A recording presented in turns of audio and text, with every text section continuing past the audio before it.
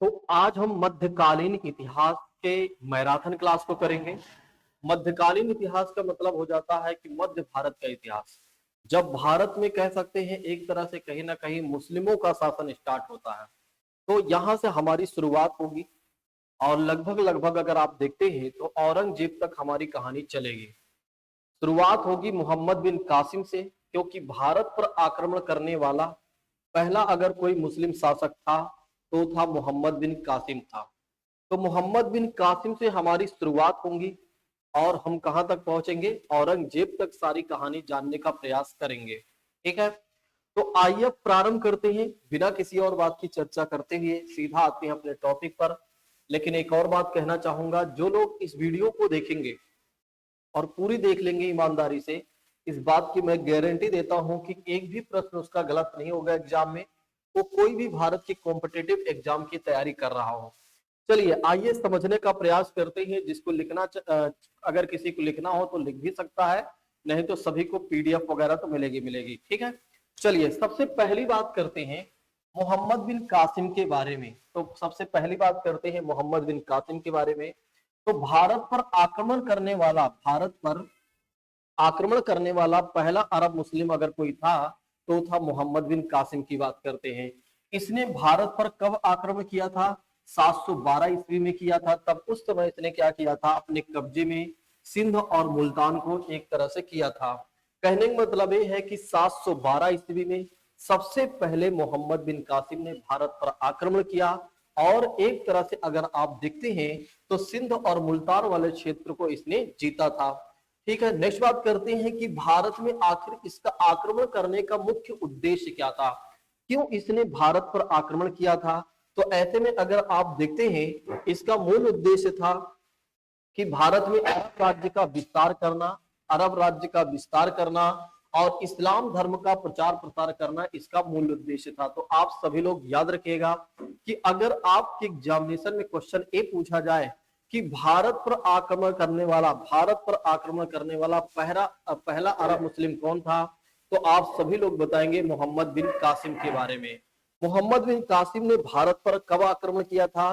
तो 712 ईस्वी में किया था। और इस समय इसने जब भारत पर आक्रमण किया तो किन दो क्षेत्रों को जीता था? तो सिंध और मुल्तान वाले क्षेत्रों को जीता था।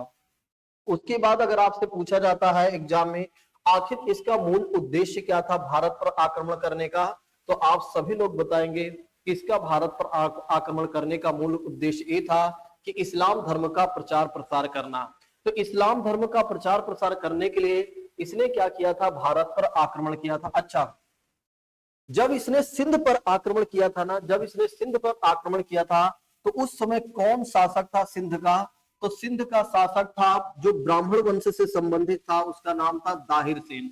तो कई बार हमारे एग्जामिनेशन में ये भी क्वेश्चन पूछा जाता है कि मोहम्मद बिन कासिम ने जब भारत पर आक्रमण किया था और सिंध वाले क्षेत्र को जब जीता था, वहां का शासक कौन था? तो आप सभी लोग याद रखिएगा दाहिर सेन के बारे में। और अगर आपसे पूछा जाता है कि वो किस वंश से संबंधित था, तो आप सभी लोग बताएंगे वो ब्राह्मण वंश से संबंधित था। ये आपके एग्जाम में पूछा जा सकता है, भूलिएगा नहीं। तो सबसे पहले हमने जाना मोहम्मद बिन कासिम के बारे में कि मोहम्मद बिन कासिम ने भारत पर कब आक्रमण किया था और वो कौन था। तो पहला अरब मुस्लिम शासक था और इसका मूल उद्देश्य क्या था? तो भारत में इस्लाम धर्म का प्रचार प्रसार करना इसका मूल उद्देश्य था। चलिए नेक्स्ट बात करते हैं। एक पहला ऐसा शासक होता है जिसने क्या किया था, जजिया कर लगा दिया था। तो किस पर जजिया कर लगाया था? सिंध वासियों पर लगाया था, क्योंकि सिंध पर ही इसने आक्रमण किया था और वहां पर रहने वाले जो लोग थे उन पर इसने जजिया कर लगाया था। देखिए जजिया कर क्या है, तो जजिया कर की बात करते हैं तो जजिया कर वो है जो गैर मुस्लिमों से लिया जाने वाला एक तरह से कर था। ऐसे समझिए, जैसे जिस क्षेत्र में मुस्लिम शासक हुआ करते थे ना, वहां पर क्या होता था, मुस्लिमों से कोई टैक्स नहीं लिया जाता था और अन्य धर्म के लोग जैसे हिंदू हो गए, बौद्ध हो गए, जैन हो गए, सिख हो गए, तो उन्हें एक तरह से रहने के लिए टैक्स देना पड़ता था।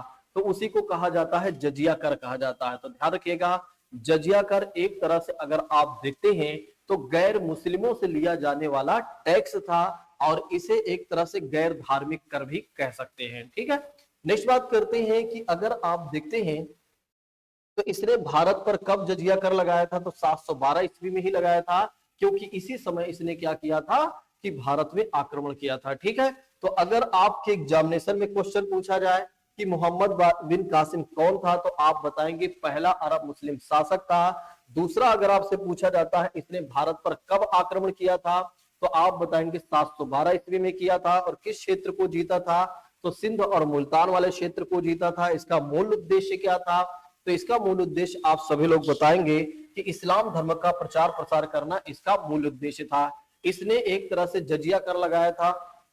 अगर आपसे पूछा जाता है क्या इसने जजिया कर लगाया था क्या, या पहला शासक कौन था जिसने जजिया कर भारत में लगाया था, या सिंध वासियों पर एक तरह से सिंध वासियों पर जजिया कर लगाया था, तो आप सभी लोग बताएंगे मोहम्मद बिन कासिम के बारे में। ठीक है, चलिए अब हम आगे बढ़ते हैं और अगले शासक के बारे में आइए बात करते हैं। और अगला शासक कौन होता है, महमूद गजनवी की बात करते हैं। किसकी बात करते हैं, तो महमूद गजनवी की बात करते हैं। अच्छा, अगर आप देखते हैं तो जैसे मोहम्मद बिन कासिम का मूल उद्देश्य था कि भारत में इस्लाम धर्म का प्रचार प्रसार करना, लेकिन ये जो महमूद गजनवी भारत में आता है ना, तो इसका आक्रमण करने का पीछे का उद्देश्य ये होता है कि ये क्या करेगा कि यहां से धन को लूटेगा। कहां से, भारत से धन को लूटेगा और अपने राज्य में ले जाकर अपने राज्य का विस्तार करेगा। अच्छा, इसकी सबसे बड़ी विशेषता यह है, और लोग उधर बैठ जाओ, सामने बैठ जाओ, ज्यादा अच्छा रहेगा।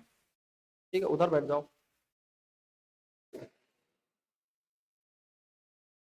क्योंकि वैसे ही बैठे रहो। आप सही बैठे हो, आप लोग उधर बैठ जाओ तो, ताकि आप लोग नजर में रहे ना। ठीक है,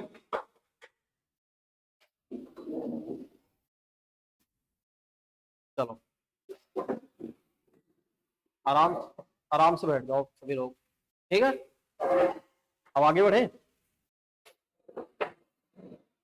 चलिए अब हम बात करते हैं महमूद गजनवी के बारे में। देखिए, महमूद गजनवी की बात करते हैं। इसने भारत पर 17 बार आक्रमण किया था। कितनी बार आक्रमण किया था, तो इसने 17 बार भारत पर आक्रमण किया था। अच्छा, इसका मूल उद्देश्य क्या था कि भारत में आक्रमण करने का, तो इसका मूल उद्देश्य ये था कि भारत से धन को लूटना और अपने राज्य का क्या करना, विस्तार करना। और इसका राज्य कौन सा था, मध्य एशिया की बात करते हैं, जिसे सेंट्रल एशिया के नाम से जाना जाता है। तो यहां पर इसका क्या करना, अपने राज्य का विस्तार करना।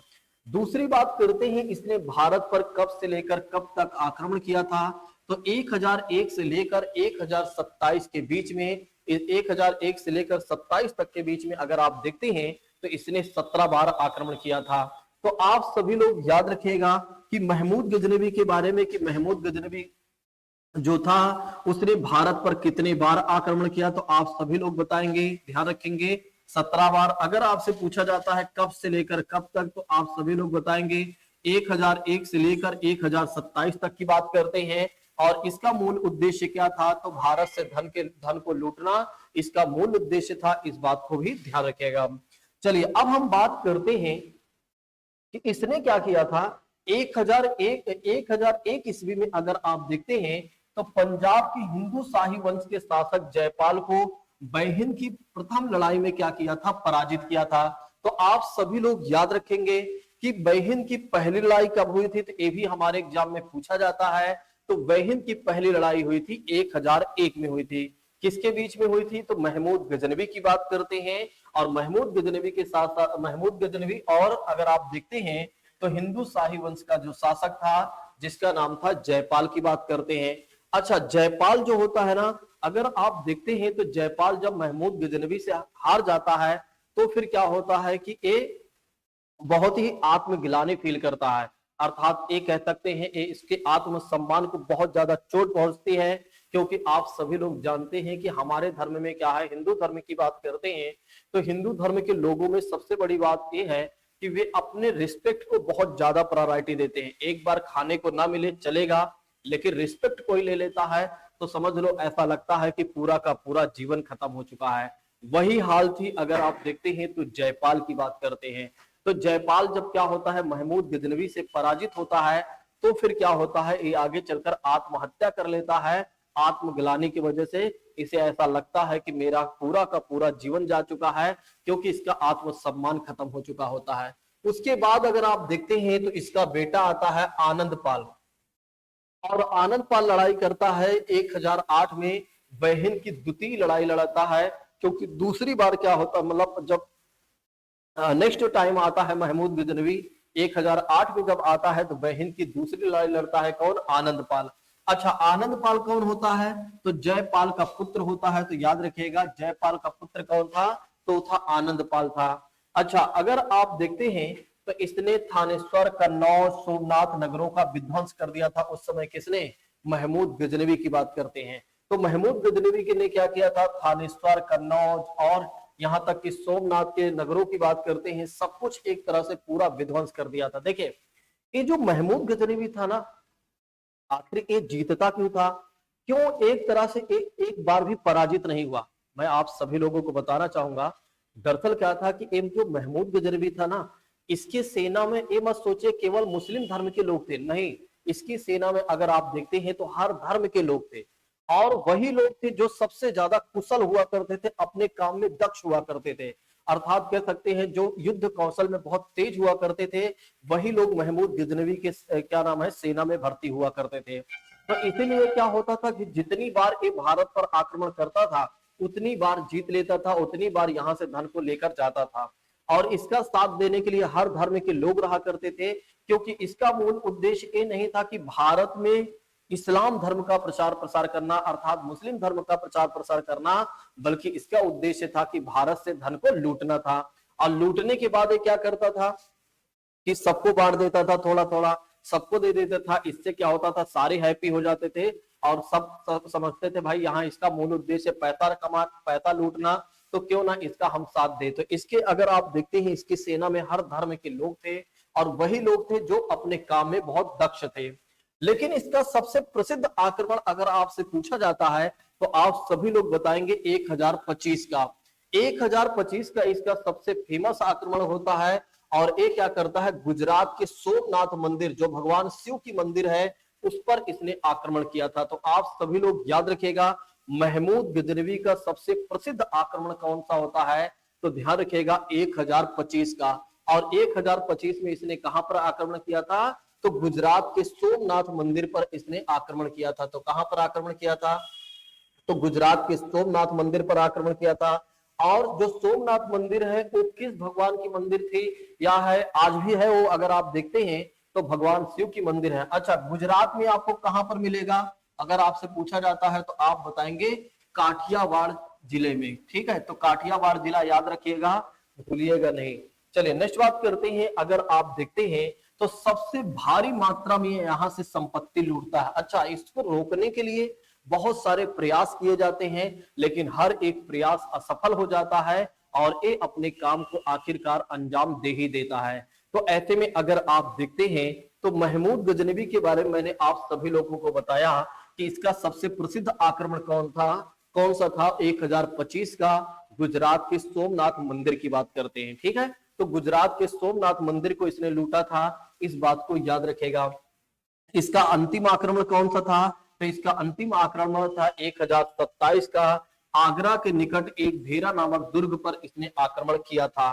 तो इस बात को भी ध्यान रखिएगा कि इसका अंतिम आक्रमण कौन सा था, पहला आक्रमण कौन सा था, और प्रथम आक्रमण कौन सा, सॉरी फेमस आक्रमण कौन सा था। देखिए, तीन चीजें बहुत ज्यादा याद रखनी है महमूद गजनवी के बारे में, तीन महत्वपूर्ण चीजें बहुत ज्यादा याद रखनी है।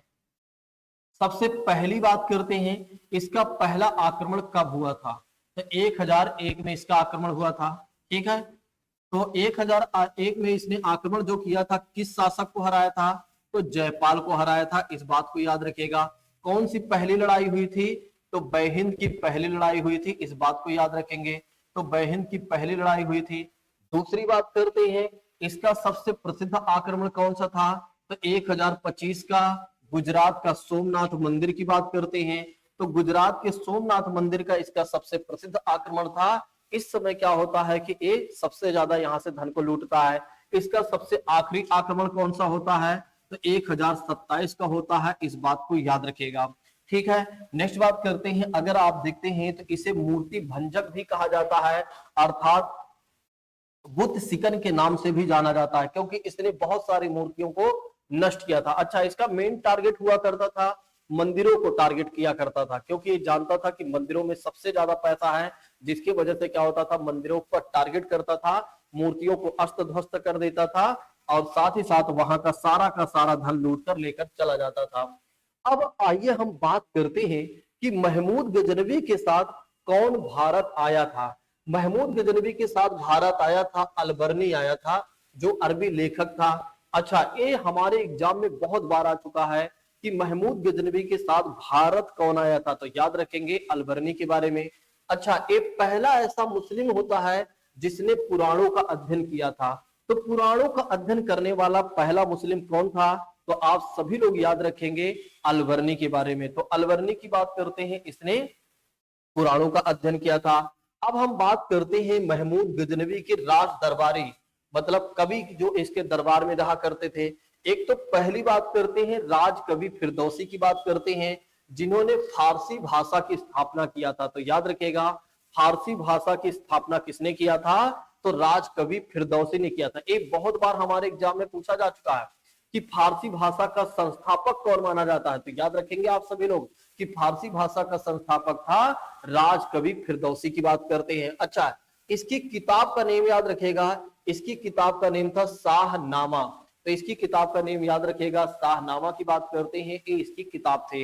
नेक्स्ट बात करते हैं अलबर्नी की बात करते हैं, तो अलबर्नी की पुस्तक का नेम क्या उनसे थे, तो किताब उल हिंद की बात करते हैं, जिसे भारत एक खोज के नाम से भी जाना गया है। ठीक है, इसे क्या नाम, किस नाम से जाना गया है एक और, तो भारत एक खोज की बात करते हैं, तो इसे इस नाम से भी जाना गया है। ये भी हमारे एग्जाम में पूछा जा चुका है। तो महमूद गजनवी की बात करते हैं, तो महमूद गजनवी के साथ भारत आने वाला व्यक्ति कौन सा था, वो था अलबर्नी की बात करते हैं, जिसकी पुस्तक का नाम था, सॉरी पुस्तक के नेम थे, अगर आप देखते हैं किताब उल हिंद की बात करते हैं, जिसे क्या बताया गया है, भारत एक खोज। अगर आपके एग्जामिनेशन में पूछा जाता है कि इसके दरबार में कौन कौन से कवि रहा करते थे, तो आप राज कवि फिरदौसी के बारे में बताएंगे, जिसने फारसी भाषा की स्थापना भी किया था, और शाहनामा इसकी पुस्तक थी। फिर उसके बाद अगर आप देखते हैं तो इसके दरबार में एक इतिहासकार रहा करता था, जिसका नाम था वैहाकी की बात करते हैं। तो वैहाकी जो था इसका इतिहासकार था, इसकी पुस्तक का नाम था अलवी तारीख सुसुप्त गिन की बात करते हैं। तो आप सभी लोग याद रखिएगा, अगर आपके एग्जामिनेशन में महोदय पूछा जाता है कि ये बता दीजिए कि महमूद गजनवी के इतिहासकार कौन था इसके दरबार में, तो वो था वैहाकी की बात करते हैं, जिसकी किताब का नाम था अलवी तारीख सुसुप्त गिन की बात करते हैं। तो ऐसे में अगर आप देखते हैं तो सबसे पहले हमने बात किया किसके बारे में, मोहम्मद बिन कासिम के बारे में। याद करिए, सबसे पहले हमने जाना मोहम्मद बिन कासिम के बारे में। मोहम्मद बिन कासिम पहला मुस्लिम शासक था जिसने 712 ईस्वी में भारत पर आक्रमण किया, सिंध और मुल्तान वाले क्षेत्र को इसने जीता था। और इसके बारे में ये याद रखना है कि इसने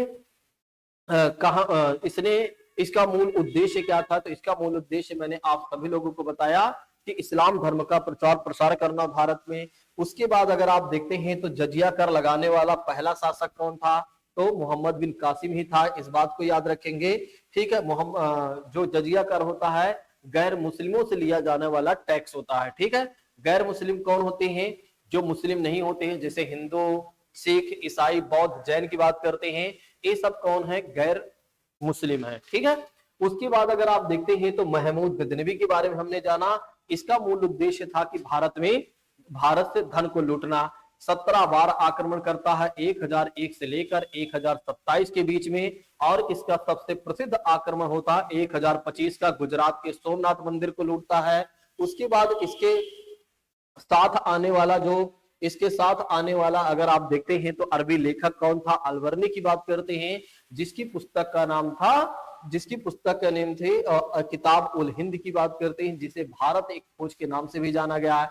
इसके दरबार में राजकवि कौन था, फिरदौसी था, जिसने फारसी भाषा की स्थापना किया था, और उसकी किताब का नेम क्या था, शाहनामा। उसकी किताब का नेम क्या था, तो ध्यान रखिएगा, शाहनामा की बात करते हैं। और वैहाकी की बात करते हैं, जो इसके दरबार में एक इतिहासकार था, जिसकी पुस्तक का नेम था अलवी तारीख सुसुप्त गिन की बात करते हैं। चलिए अब हम आइए बात करते हैं अगले शासक के बारे में। अगला शासक जो होता है वो अगर आप देखेंगे तो मोहम्मद गोरी आएगा। ठीक है, ये जो मोहम्मद गोरी है ना, इसका भारत आने के पीछे का उद्देश्य क्या था पता है आप लोगों को? भारत में मुस्लिम सत्ता की स्थापना करना। मतलब इसका मूल उद्देश्य होता है कि अब भारत में ही मुस्लिमों का राज स्थापित करना इसका मूल उद्देश्य होता है। देखिए, अगर आप देखते हैं जिस उद्देश्य को ये लेकर आता है, आखिरकार ये अपने उद्देश्य को कहीं ना कहीं पूरा कर भी लेगा। लेकिन उद्देश्य को पूरा करने में इसे भले ही लेकिन इसे उद्देश्य को पूरा करने में कहीं ना कहीं समय लगता है। आइए आप समझते हैं किसके बारे में? मोहम्मद घोरी के बारे में। ठीक है, तो मोहम्मद घोरी की बात करते हैं। अफगानिस्तान में गजनी वंश के पतन के बाद गोरी कबीले ने शक्ति प्राप्त करना शुरू कर दिया। गोर में जो वंश था उसे संसबानी वंश कहा गया और मोहम्मद गोरी इस कबीले का शासक था। ऐसे में अगर आप देखते हैं तो महमूद गजनवी के विपरीत मोहम्मद गोरी भारत पर आक्रमण करने का उद्देश्य अलग था। भैया देखिए, महमूद गजनवी, मोहम्मद बिन कासिम और मोहम्मद गोरी, ये तीनों प्राणी जो हैं अलग अलग हैं और इन तीनों प्राणियों का उद्देश्य अलग अलग है। पहले प्राणी का उद्देश्य क्या था? भारत में इस्लाम धर्म का प्रचार प्रसार करना। और दूसरे प्राणी का उद्देश्य क्या था? कि भारत से धन को लूटना और लेकर चले जाना। आप सोचिए कैसे कैसे लोग हमारे देश में आते हैं और हमारे देश को एक तरह से निस्तो नाबूद करने में कोई कसर नहीं छोड़ते हैं। तीसरी बात करते हैं मोहम्मद गोरी, इसका उद्देश्य पूरी तरीके से बदल जाता है। ये तो कहता है ये सब फालतू काम नहीं करना, धन ले जाना है, बल्कि यहीं रहकर धन का उपभोग करना है। अब समझ सकते हैं आप लोग। अच्छा, एक चीज और सोचो, एक बार मोहम्मद गोरी को सोचो, सॉरी महमूद गजनवी को सोचो, 17 बार वो फेल नहीं होता, हर बार पास होता है। आप हर एग्जाम को देते हैं, फेल हो जाते हैं। वैसे सीखने उससे उससे बड़ी प्रेरणा वाले हमारे देश में बहुत सारे लोग हैं, लेकिन फिर भी महमूद गजनवी की तरह एक बार सोचना चाहिए कि जहां हमारा हाथ जाए वो हमारा अपना हो, यानी कि जिस पर हम अपना हाथ रखें वो हमारा हो जाए, जिस एग्जाम को हम टारगेट बनाएं वो एग्जाम हमारा हो जाए।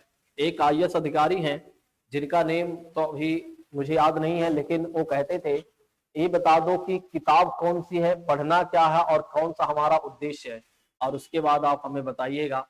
आप हमसे 2 महीने, 3 महीने, 4 महीने, 6 महीने बाद आप मिलिएगा, उस एग्जाम को सिलेक्ट करके मैं दिखाऊंगा। आप लोगों के अंदर भी वही होनी चाहिए। तो आप पूछिए कि कौन सी वो किताब है और कैसे आप पढ़ाएंगे और कौन सा एग्जाम है जिसे मुझे क्वालिफाई करना है। बस तीसरा कोई काम नहीं है, सिर्फ यही मेरा काम है, इसी पर मैं जी जान लगाऊंगा। लेकिन क्या होता है कि हम लोग कि अपना मेन उद्देश्य जो होता है उससे भूल जाते हैं, बाकी हर काम को पूरा करते रहते हैं। कभी आप लोगों ने कंपनी में काम किया है?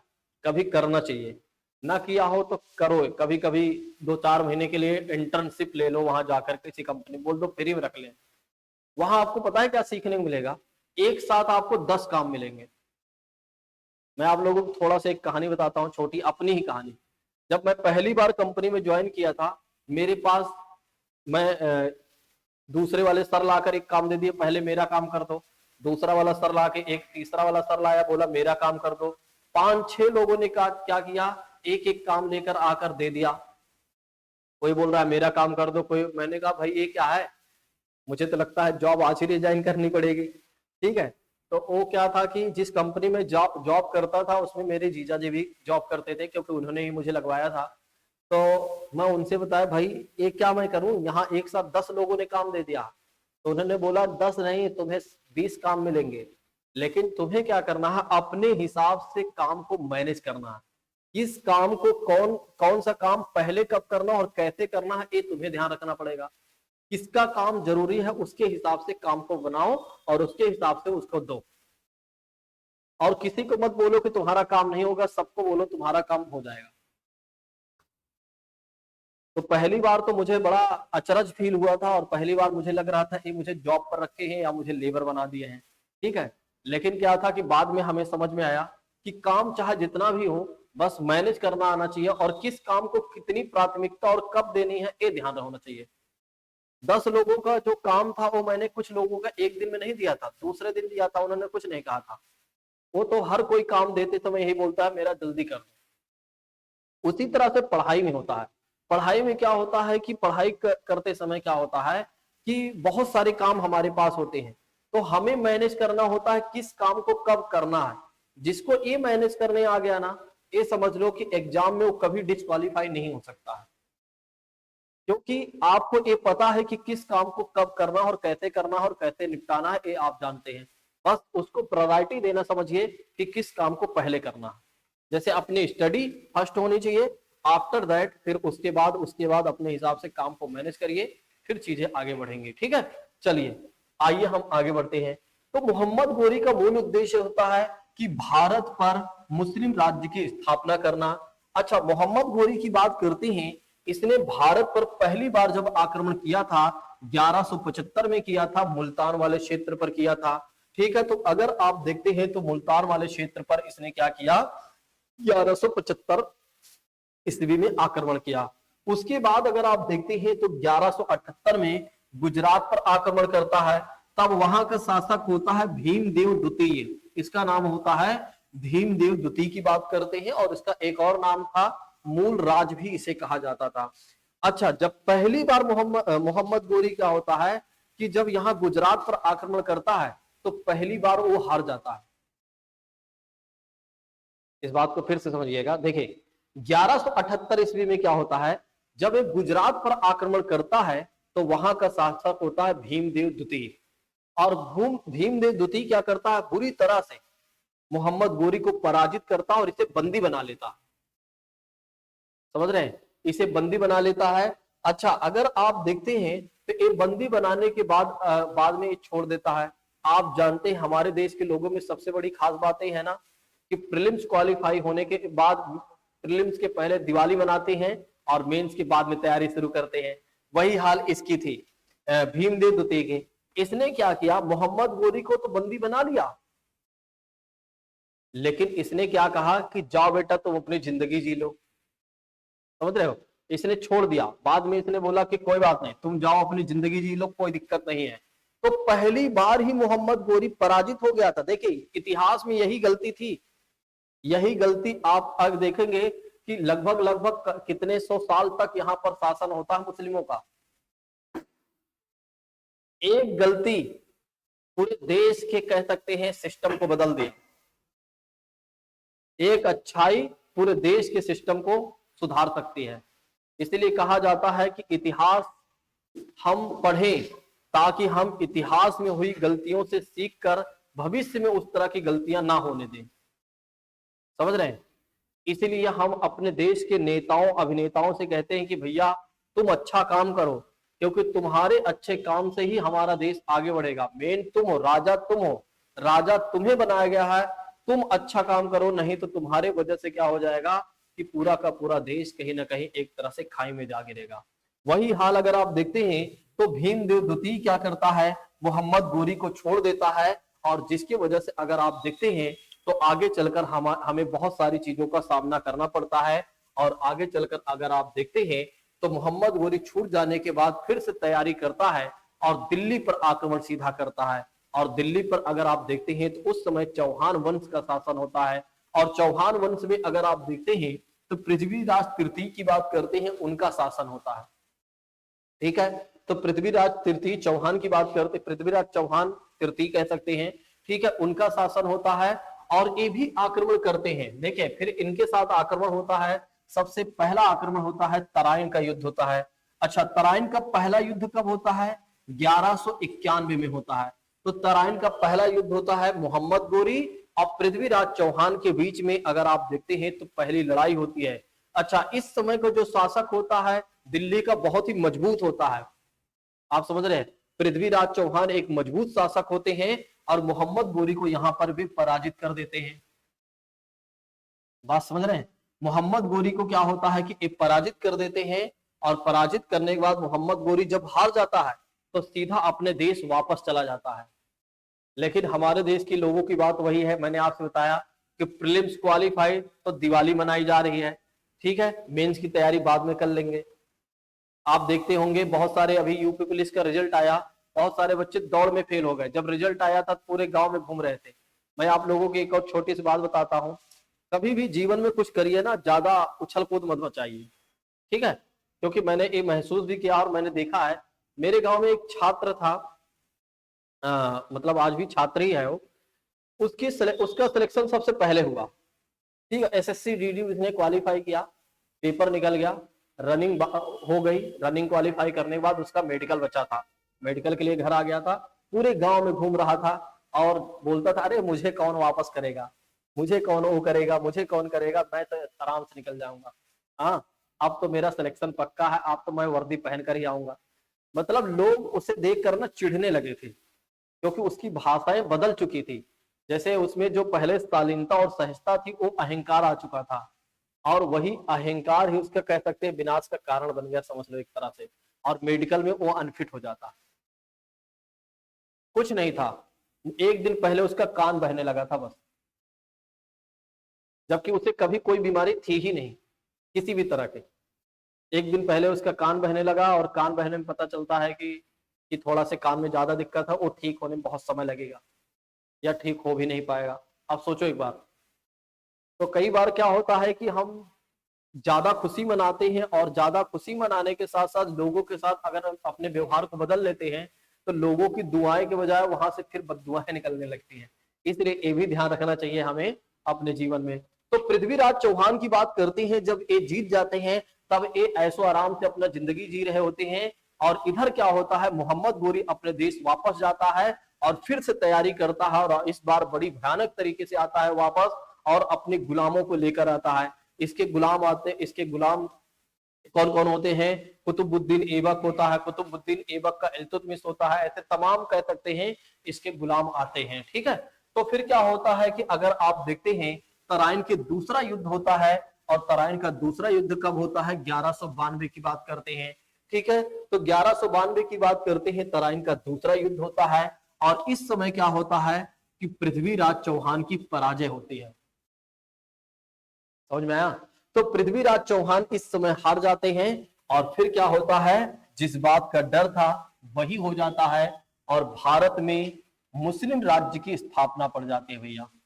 भारत में मुस्लिम राज्य की स्थापना हो जाती है, इस बात को याद रखिएगा।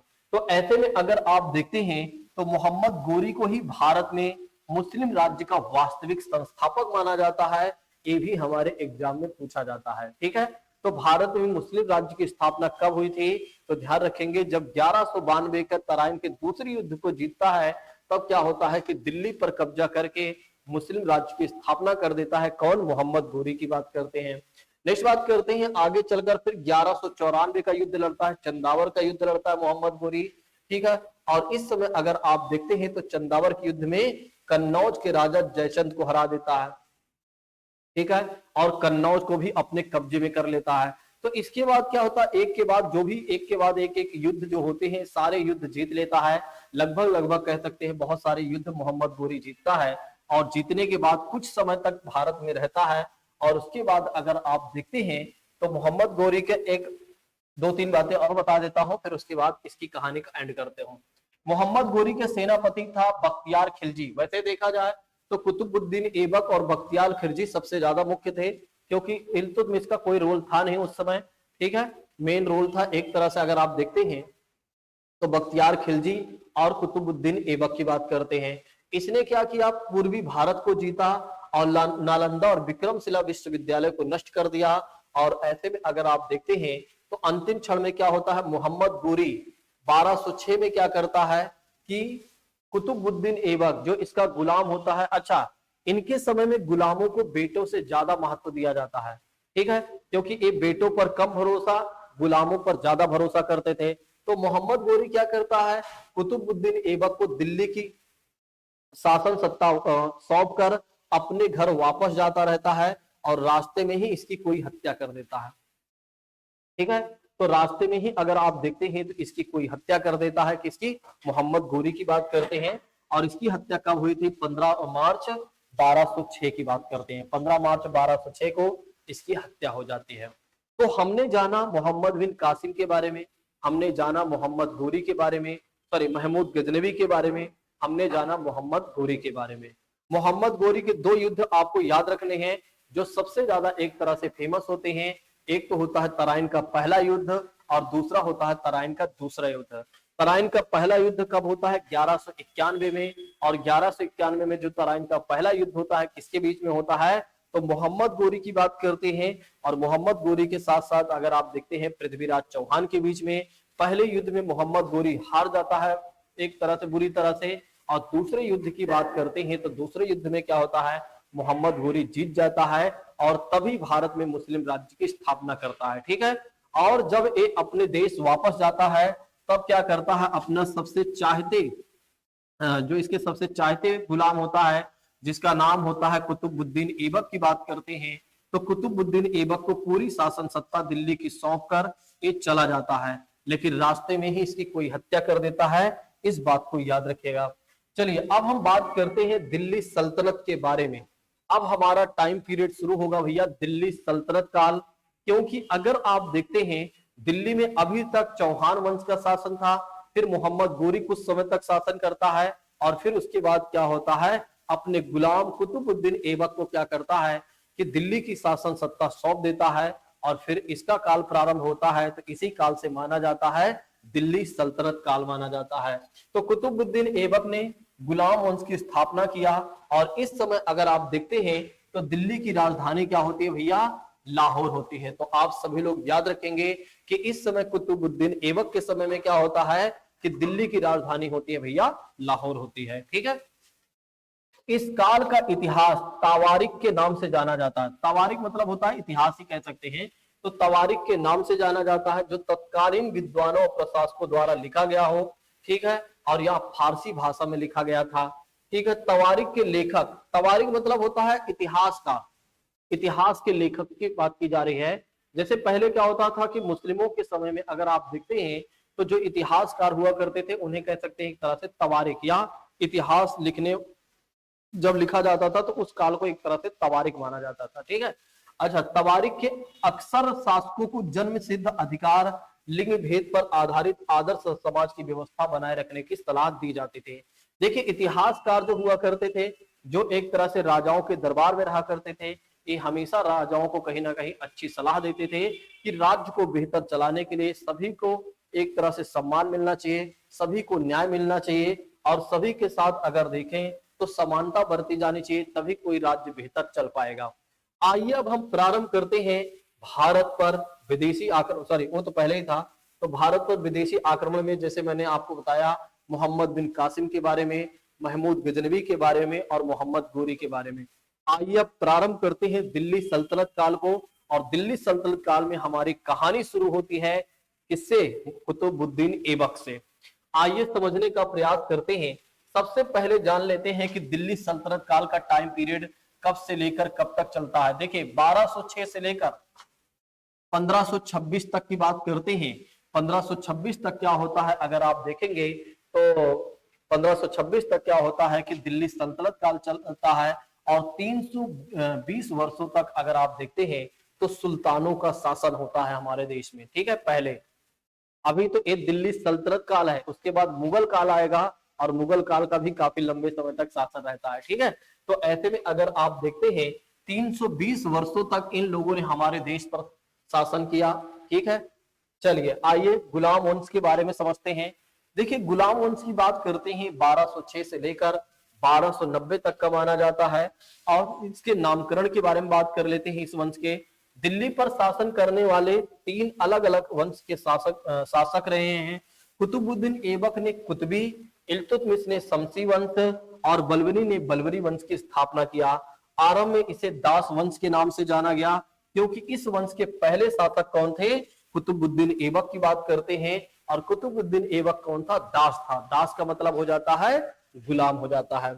चलिए इल्तुतमिश और बलबन भी दास थे, किंतु इस शब्द को मान्यता नहीं मिली क्योंकि इस वंश के 11 शासकों में केवल 3 शासक थे जो गुलाम थे। ठीक है। जैसे कि बात करते हैं ऐबक और इल्तुतमिश और बलबन की बात करते हैं, ये 3 ऐसे शासक थे जो एक तरह से गुलाम थे अर्थात दास थे। ठीक है। चलिए आइए अब इल्तुतमिश के कुतुबुद्दीन ऐबक के बारे में जानते हैं। 1206 से लेकर 1210 तक इसका शासन माना जाता है या इसका टाइम पीरियड माना जाता है किसका? कुतुबुद्दीन ऐबक की बात करते हैं। ठीक है, तो याद रखिएगा कुतुबुद्दीन ऐबक के बारे में।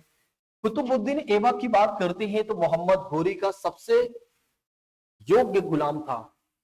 मोहम्मद घोरी का सबसे योग्य गुलाम अगर कोई था और विश्वसनीय कोई था तो वो था कुतुबुद्दीन ऐबक था। एक तुर्क जनजाति का था। ऐबक का अर्थ क्या हो जाता है? चंद्रमा का देवता। तो इसने अपने नाम के अर्थ को बताया था कि मेरे नाम का अर्थ हो जाता है चंद्रमा का देवता। ठीक है, तो ये हमारे एग्जाम में कई बार पूछा जाता है कि ऐबक के नाम का अर्थ क्या हो जाता है? तो ऐबक के नाम का अर्थ हो जाता है चंद्रमा का देवता। इसने कुतुब मीनार के निर्माण के कार्य को प्रारंभ करवाया था। अच्छा, कुतुबुद्दीन ऐबक की बात करते हैं तो दिल्ली में स्थित कुतुब मीनार जानते हो ना? कितने लोगों ने देखा है? बस एक दो लोगों ने देखा है, बस 3 लोग। कुतुब मीनार नहीं देखा? देखा। तो कुतुब मीनार की बात करते हैं। कुतुब मीनार का निर्माण किसने प्रारंभ करवाया था? तो कुतुबुद्दीन ऐबक ने प्रारंभ करवाया था। किसके नाम पर? तो प्रसिद्ध सूफी संत ख्वाजा कुतुबुद्दीन बख्तियार काकी के नाम पर इसने शुरू करवाया था। तो आप सभी लोग याद रखिएगा, कुतुबुद्दीन ऐबक की बात करते हैं तो इसने कुतुब मीनार का निर्माण प्रारंभ करवाया था। ठीक है, इसने भारत की पहली मस्जिद कुअब्बत उल इस्लाम मस्जिद का निर्माण करवाया था। और कहां पर करवाया था? दिल्ली। ये वाला भी क्वेश्चन आ चुका है कि कुअब्बत उल इस्लाम मस्जिद का निर्माण किसने करवाया था? तो कुतुबुद्दीन ऐबक ने करवाया था। और अगर आप देखते हैं तो अजमेर में इसने 2.5 दिन का झोपड़ा भी बनवाया था। तो 2.5 दिन का झोपड़ा किसने बनवाया था? कुतुबुद्दीन ऐबक ने बनवाया था। तो ध्यान रखिएगा 3 बातें। 2.5 दिन का मतलब 2.5 दिन में ही बन गया था। 3 बातें कुतुबुद्दीन ऐबक के बारे में। एक तो पहली बात करते हैं, इसने कुतुब मीनार का निर्माण प्रारंभ करवाया था। किसका निर्माण प्रारंभ करवाया था? तो कुतुब मीनार की बात करते हैं। दूसरी बात याद रखना है, इसने एक मस्जिद का निर्माण करवाया था। उस मस्जिद का नाम था कुअब्बत उल इस्लाम मस्जिद की बात करते हैं। तीसरी बात करते हैं तो अजमेर में इसने, अजमेर कहाँ है? राजस्थान में। तो इसने अजमेर में क्या किया था? 2.5 दिन का झोपड़ा का निर्माण करवाया था। तो ध्यान रखिएगा 2.5 दिन का झोपड़ा का निर्माण इसने करवाया था। किसने? कुतुबुद्दीन ऐबक ने। आगे चलकर क्या होता है कि अगर आप देखते हैं तो चौगान खेल खेलते समय घोड़े से गिरकर इसकी मौत हो जाती है। चौगान खेल जानते हैं कि नहीं? जो घोड़े से, जिसे पोलो खेल कहा जाता है। तो ये वाला जब ये खेल खेल रहा होता है और घोड़े से गिरने के बाद इसकी मृत्यु हो जाती है। सोचिए एक बार, मृत्यु के बहुत बड़ा कारण कुछ नहीं है, बस एक छोटा सा कारण होता है। और दरअसल अगर आप देखते हैं तो चौगान खेलते समय क्या होता है? इसकी मृत्यु हो जाती है। तो लाहौर में क्या होता है? चौगान अर्थात पोलो खेल खेलते हुए इसकी मृत्यु हो जाती है और लाहौर में ही इसका मकबरा है। तो ध्यान रखिएगा लाहौर में किसका मकबरा है? कुतुबुद्दीन ऐबक का। ठीक है, तो ये हमारे एग्जामिनेशन में पूछा जाता है। कुतुब मीनार अगर आप देखना चाहते हैं तो देख सकते हैं। 2.5 दिन का झोपड़ा देखना चाहते हैं तो ये भी आप देख सकते हैं। ठीक है, नालंदा जो विश्वविद्यालय था इसको ध्वस्त करने वाला ऐबक का सहायक सेना नायक बख्तियार खिलजी भी था। तो एक कह सकते हैं इन दोनों ने मिलकर क्या किया था? नालंदा विश्वविद्यालय को नष्ट किया था। एक कुतुबुद्दीन ऐबक था और दूसरी बात करते हैं बख्तियार खिलजी की बात करते हैं। ठीक है, जो कि मैंने स्टार्टिंग में ही बता दिया। तो आइए जान लेते हैं, एक बार रिवीजन के तौर पर देख लेते हैं कि कुतुबुद्दीन ऐबक के बारे में। कुतुबुद्दीन ऐबक कौन था? मोहम्मद गोरी का गुलाम था। ठीक है, तो मोहम्मद गोरी का गुलाम कौन था? कुतुबुद्दीन ऐबक था। और कुतुबुद्दीन ऐबक का अर्थ क्या हो जाता है? इसके नाम का अर्थ हो जाता है, ऐबक का मतलब चंद्रमा का देवता हो जाता है। इसने क्या किया था? कुतुब मीनार का निर्माण प्रारंभ करवाया था। इसने दिल्ली में अगर आप देखते हैं तो कुअब्बत उल इस्लाम मस्जिद का निर्माण करवाया था। अजमेर में 2.5 दिन का झोपड़ा बनवाया था। इस बात को याद रखेगा। उसके बाद अगर आप देखते हैं तो लाहौर में क्या होता है? चौगान नामक खेल खेलते समय, ठीक है, जो कि पोलो नामक खेल जिसे नाम से जाना जाता है जिसे, ठीक है, तो घोड़े से गिरने के बाद इसकी मृत्यु हो जाती है और वहीं पर इसका मकबरा बना दिया जाता है। कहां पर? लाहौर में। आइए अब हम समझने का प्रयास करते हैं इसके बारे में, इल्तुतमिश के बारे में। ठीक है, एक बार रिवीजन करिए। सबसे पहले हमने जाना मोहम्मद बिन कासिम के बारे में। याद करिए, अपने दिमाग पर थोड़ा से जोर डालिए। ज्यादा नहीं, 4 से 5 बातें ही मैंने आप लोगों को बताया है। ठीक है, अगर आप देखते हैं तो जो मोहम्मद बिन कासिम था उसने 712 ईस्वी में आक्रमण किया था भारत में। सिंध और मुल्तान वाले क्षेत्र को जीता था और उसके बाद अगर आप देखते हैं तो जजिया कर लगाने वाला पहला अगर कोई व्यक्ति था तो वो था मोहम्मद बिन कासिम ही। मोहम्मद बिन कासिम की बात करते हैं तो मोहम्मद बिन कासिम ने का उद्देश्य क्या था? तो मूल उद्देश्य ये था कि भारत में मुस्लिम धर्म का प्रचार प्रसार करना। ठीक है, उसके बाद अगर आप देखते हैं महमूद गजनवी आता है और 1027 में क्या, सॉरी 1001 से लेकर 1027 तक क्या करता है, 17 बार भारत में आक्रमण करता है। और ऐसे में अगर आप देखते हैं तो हर एक आक्रमण को जीतता है, हर एक आक्रमण उसका सफल होता है। और 1027 का उसका सबसे प्रसिद्ध आक्रमण होता है, गुजरात के सोमनाथ मंदिर को उसने लूट लिया था। उसके बाद अगर आप देखते हैं तो मोहम्मद गोरी आता है और मोहम्मद गोरी की बात करते हैं तो वो 2 युद्ध लड़ता है। एक तो तराइन का पहला युद्ध लड़ता है और दूसरा तराइन का दूसरा युद्ध लड़ता है। 1191 में पहले युद्ध में क्या होता है, मोहम्मद गोरी हार जाता है और उसके बाद तराइन के दूसरे युद्ध में वो जीत जाता है। फिर दिल्ली पर अपनी शासन सत्ता स्थापित कर देता है और मुस्लिम राज्य की नींव डाल देता है। फिर कुतुबुद्दीन ऐबक आता है और इसने क्या किया, 3 बड़े काम किया। एक तो पहला काम किया, कुतुब मीनार का निर्माण शुरू किया दिल्ली में, ठीक है, लेकिन ये पूरा नहीं कर पाया था। फिर उसके बाद कुअब्बत उल इस्लाम मस्जिद का निर्माण करवाया था, कहां पर, दिल्ली में, और अजमेर में 2.5 दिन का झोपड़ा बनवाया था। इस बात को याद रखिएगा। और बाद में इसकी अचानक मृत्यु हो जाती है, जिसके कारण क्या होता है कि कुतुब मीनार का निर्माण पूरा नहीं हो पाता। अब उसका निर्माण पूरा कौन करवाएगा, तो इल्तुतमिश करवाएगा। इसका टाइम पीरियड माना जाएगा भैया 1210 से लेकर 1236 तक की बात करते हैं। इसके नाम का अर्थ हो जाता है साम्राज्य का स्वामी, से कहा गया है। और इल्तुतमिश या अलमस इलबारी तुर्क था। इसके पिता इलाम खां इलबारी जनजाति के सरदार हुआ करते थे। इल्तुतमिश ने शमसी वंश की स्थापना किया था, इसलिए सॉरी इल्तुतमिश शमसी वंश का था, इसलिए नए वंश का नाम क्या पड़ता है, शमसी वंश पड़ता है। दिल्ली में ही कुतुबुद्दीन ऐबक ने उसे अपने दास के रूप में खरीदा था। दरअसल अगर आप देखते हैं तो ये मोहम्मद गोरी के साथ भारत नहीं आया था, बल्कि अगर आप देखते हैं तो दिल्ली में ही इसे खरीदा गया था। किसके द्वारा, कुतुबुद्दीन ऐबक के द्वारा। किसे, इल्तुतमिश को, ठीक है। और इसलिए इसे गुलामों का गुलाम कहा गया। तो आप सभी लोग याद रखेंगे कि गुलामों का गुलाम किसे कहा गया है, तो गुलामों का गुलाम कहा गया है इल्तुतमिश को कहा गया है महोदय, इस बात को याद रखेगा। तो ऐसे में अगर आप देखते हैं तो अगर आपके एग्जामिनेशन में पूछा जाता है गुलामों का गुलाम किसे कहा गया, तो इल्तुतमिश को कहा गया। क्यों कहा गया, क्योंकि मोहम्मद गोरी का गुलाम था कुतुबुद्दीन ऐबक और ऐबक का गुलाम था इल्तुतमिश, ठीक है। चलिए आगे बढ़ते हैं, नेक्स्ट बात करते हैं। अगर आप देखते हैं तो ये है इल्तुतमिश। नेक्स्ट बात करते हैं कि भारत में तुर्की शासन का वास्तविक संस्थापक अगर किसी को माना जाता है तो इल्तुतमिश को ही माना जाता है, इस बात को भी ध्यान रखिएगा। मुस्लिम प्रभुसत्ता का वास्तविक शुभारंभ भी इसी से होता है और इसने कुतुब मीनार को पूरा करवाया था। तो याद रखिएगा कि कुतुब मीनार के निर्माण कार्य को जो पूरा नहीं हुआ था उसको किसने कंप्लीट करवाया था, तो इल्तुतमिश ने करवाया था, ठीक है। उसके बाद अगर आप देखते हैं तो राज्य को सुदृढ़ और स्थिर इसने बनाया। इल्तुतमिश ने इक्ता प्रथा की शुरुआत किया था। देखिए इक्ता प्रथा किसे कहा गया है कि जो सैनिक हुआ करते थे या गैर सैनिक हुआ करते थे उन्हें नगद वेतन देने के बदले उन्हें क्या करता था, एक भूमि प्रदान कर देता था। अच्छा, इक्ता लेने वाले को इक्तादार कहा जाता था, इस बात को याद रखिएगा, कई बार हमारे एग्जामिनेशन में पूछा जाता है।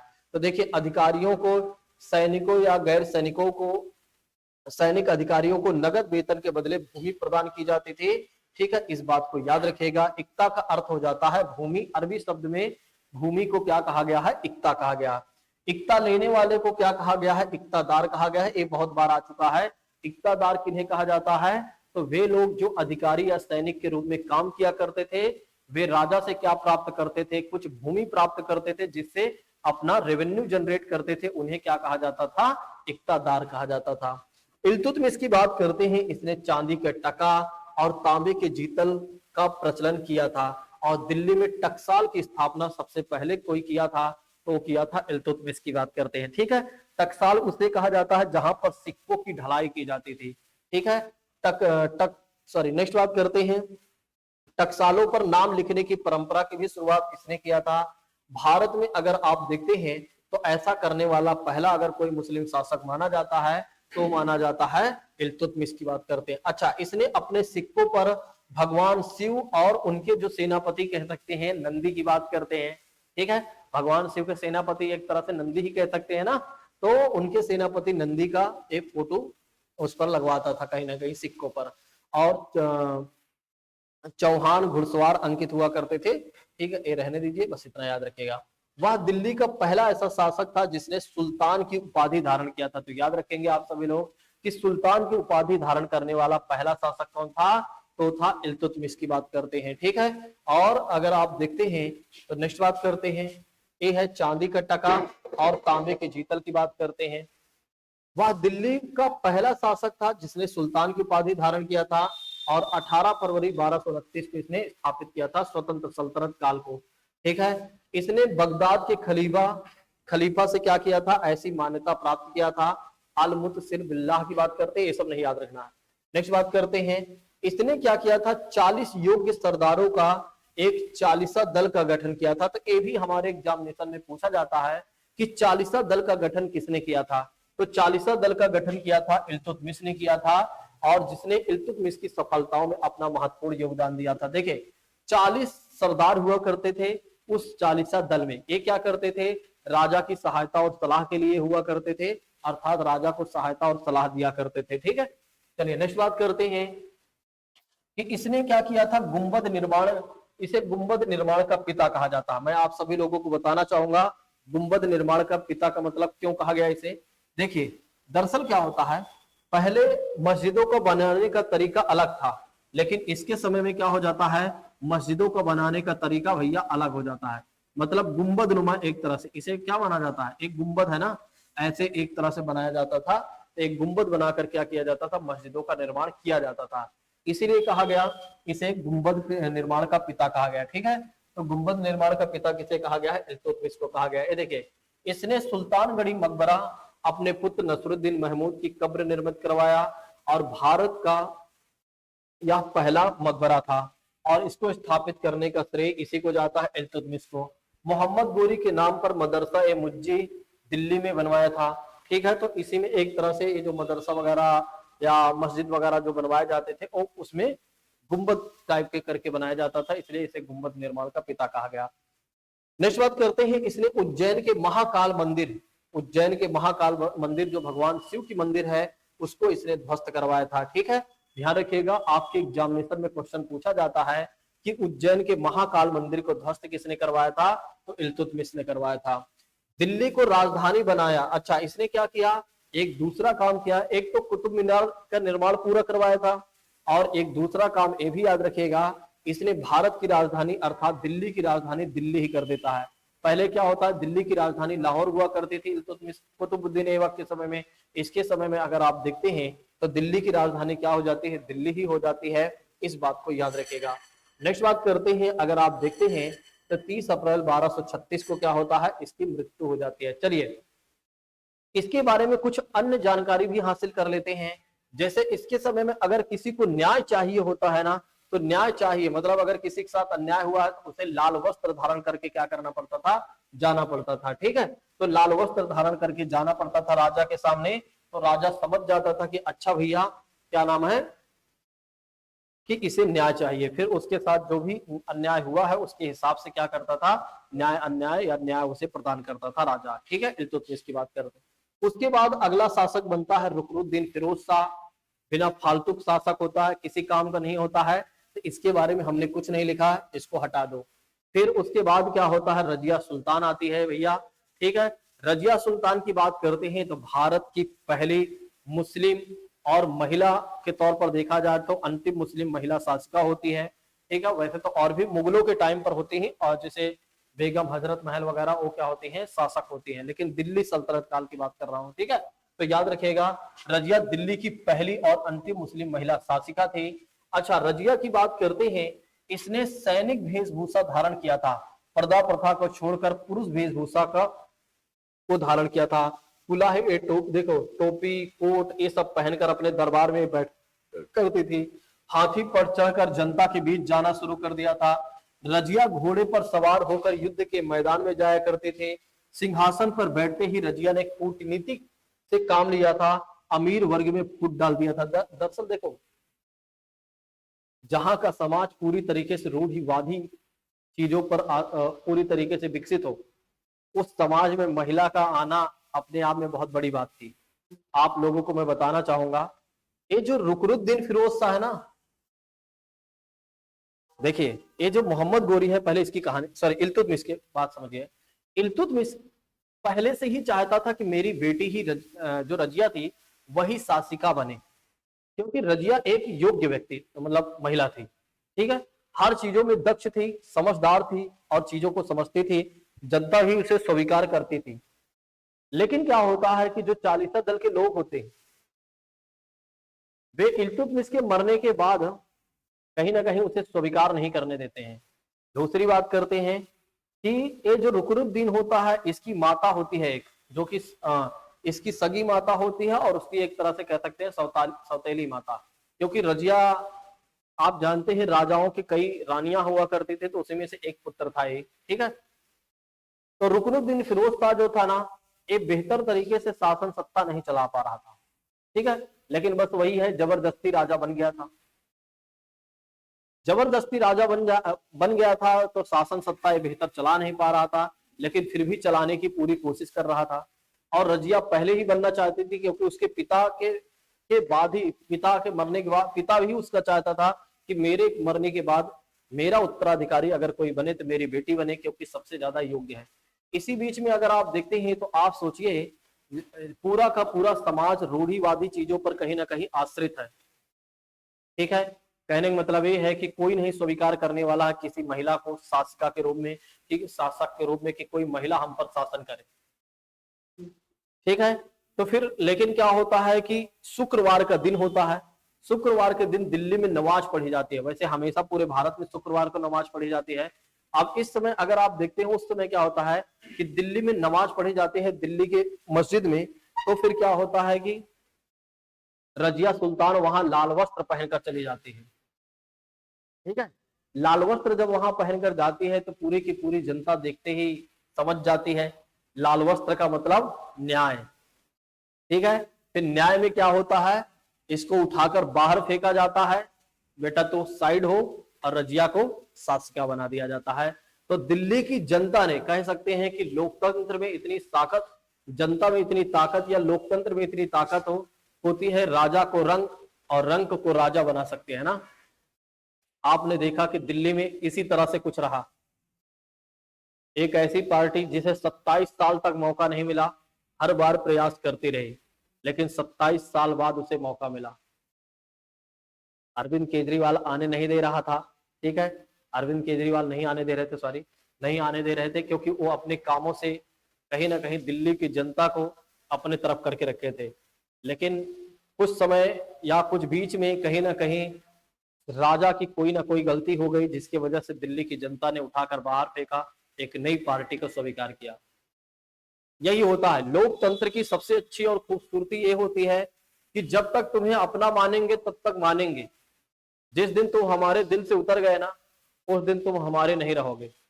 जैसे अभी क्या है कि अभी मोदी जी, अभी उनका युग चल रहा, उनका काल चल रहा है। कभी कांग्रेस का टाइम था जब इंदिरा गांधी, नेहरू जी और राजीव गांधी, ऐसे तमाम कहते सकते हैं नेताओं की बात करते हैं, जब उनका युग चल रहा था तो कोई सामने नहीं टिक रहा था, जनता सीधे जाती थी, पंजे पर, पंजे का जो मतलब एक तरह से निशान होता है उस पर सीधे क्लिक करके आती थी।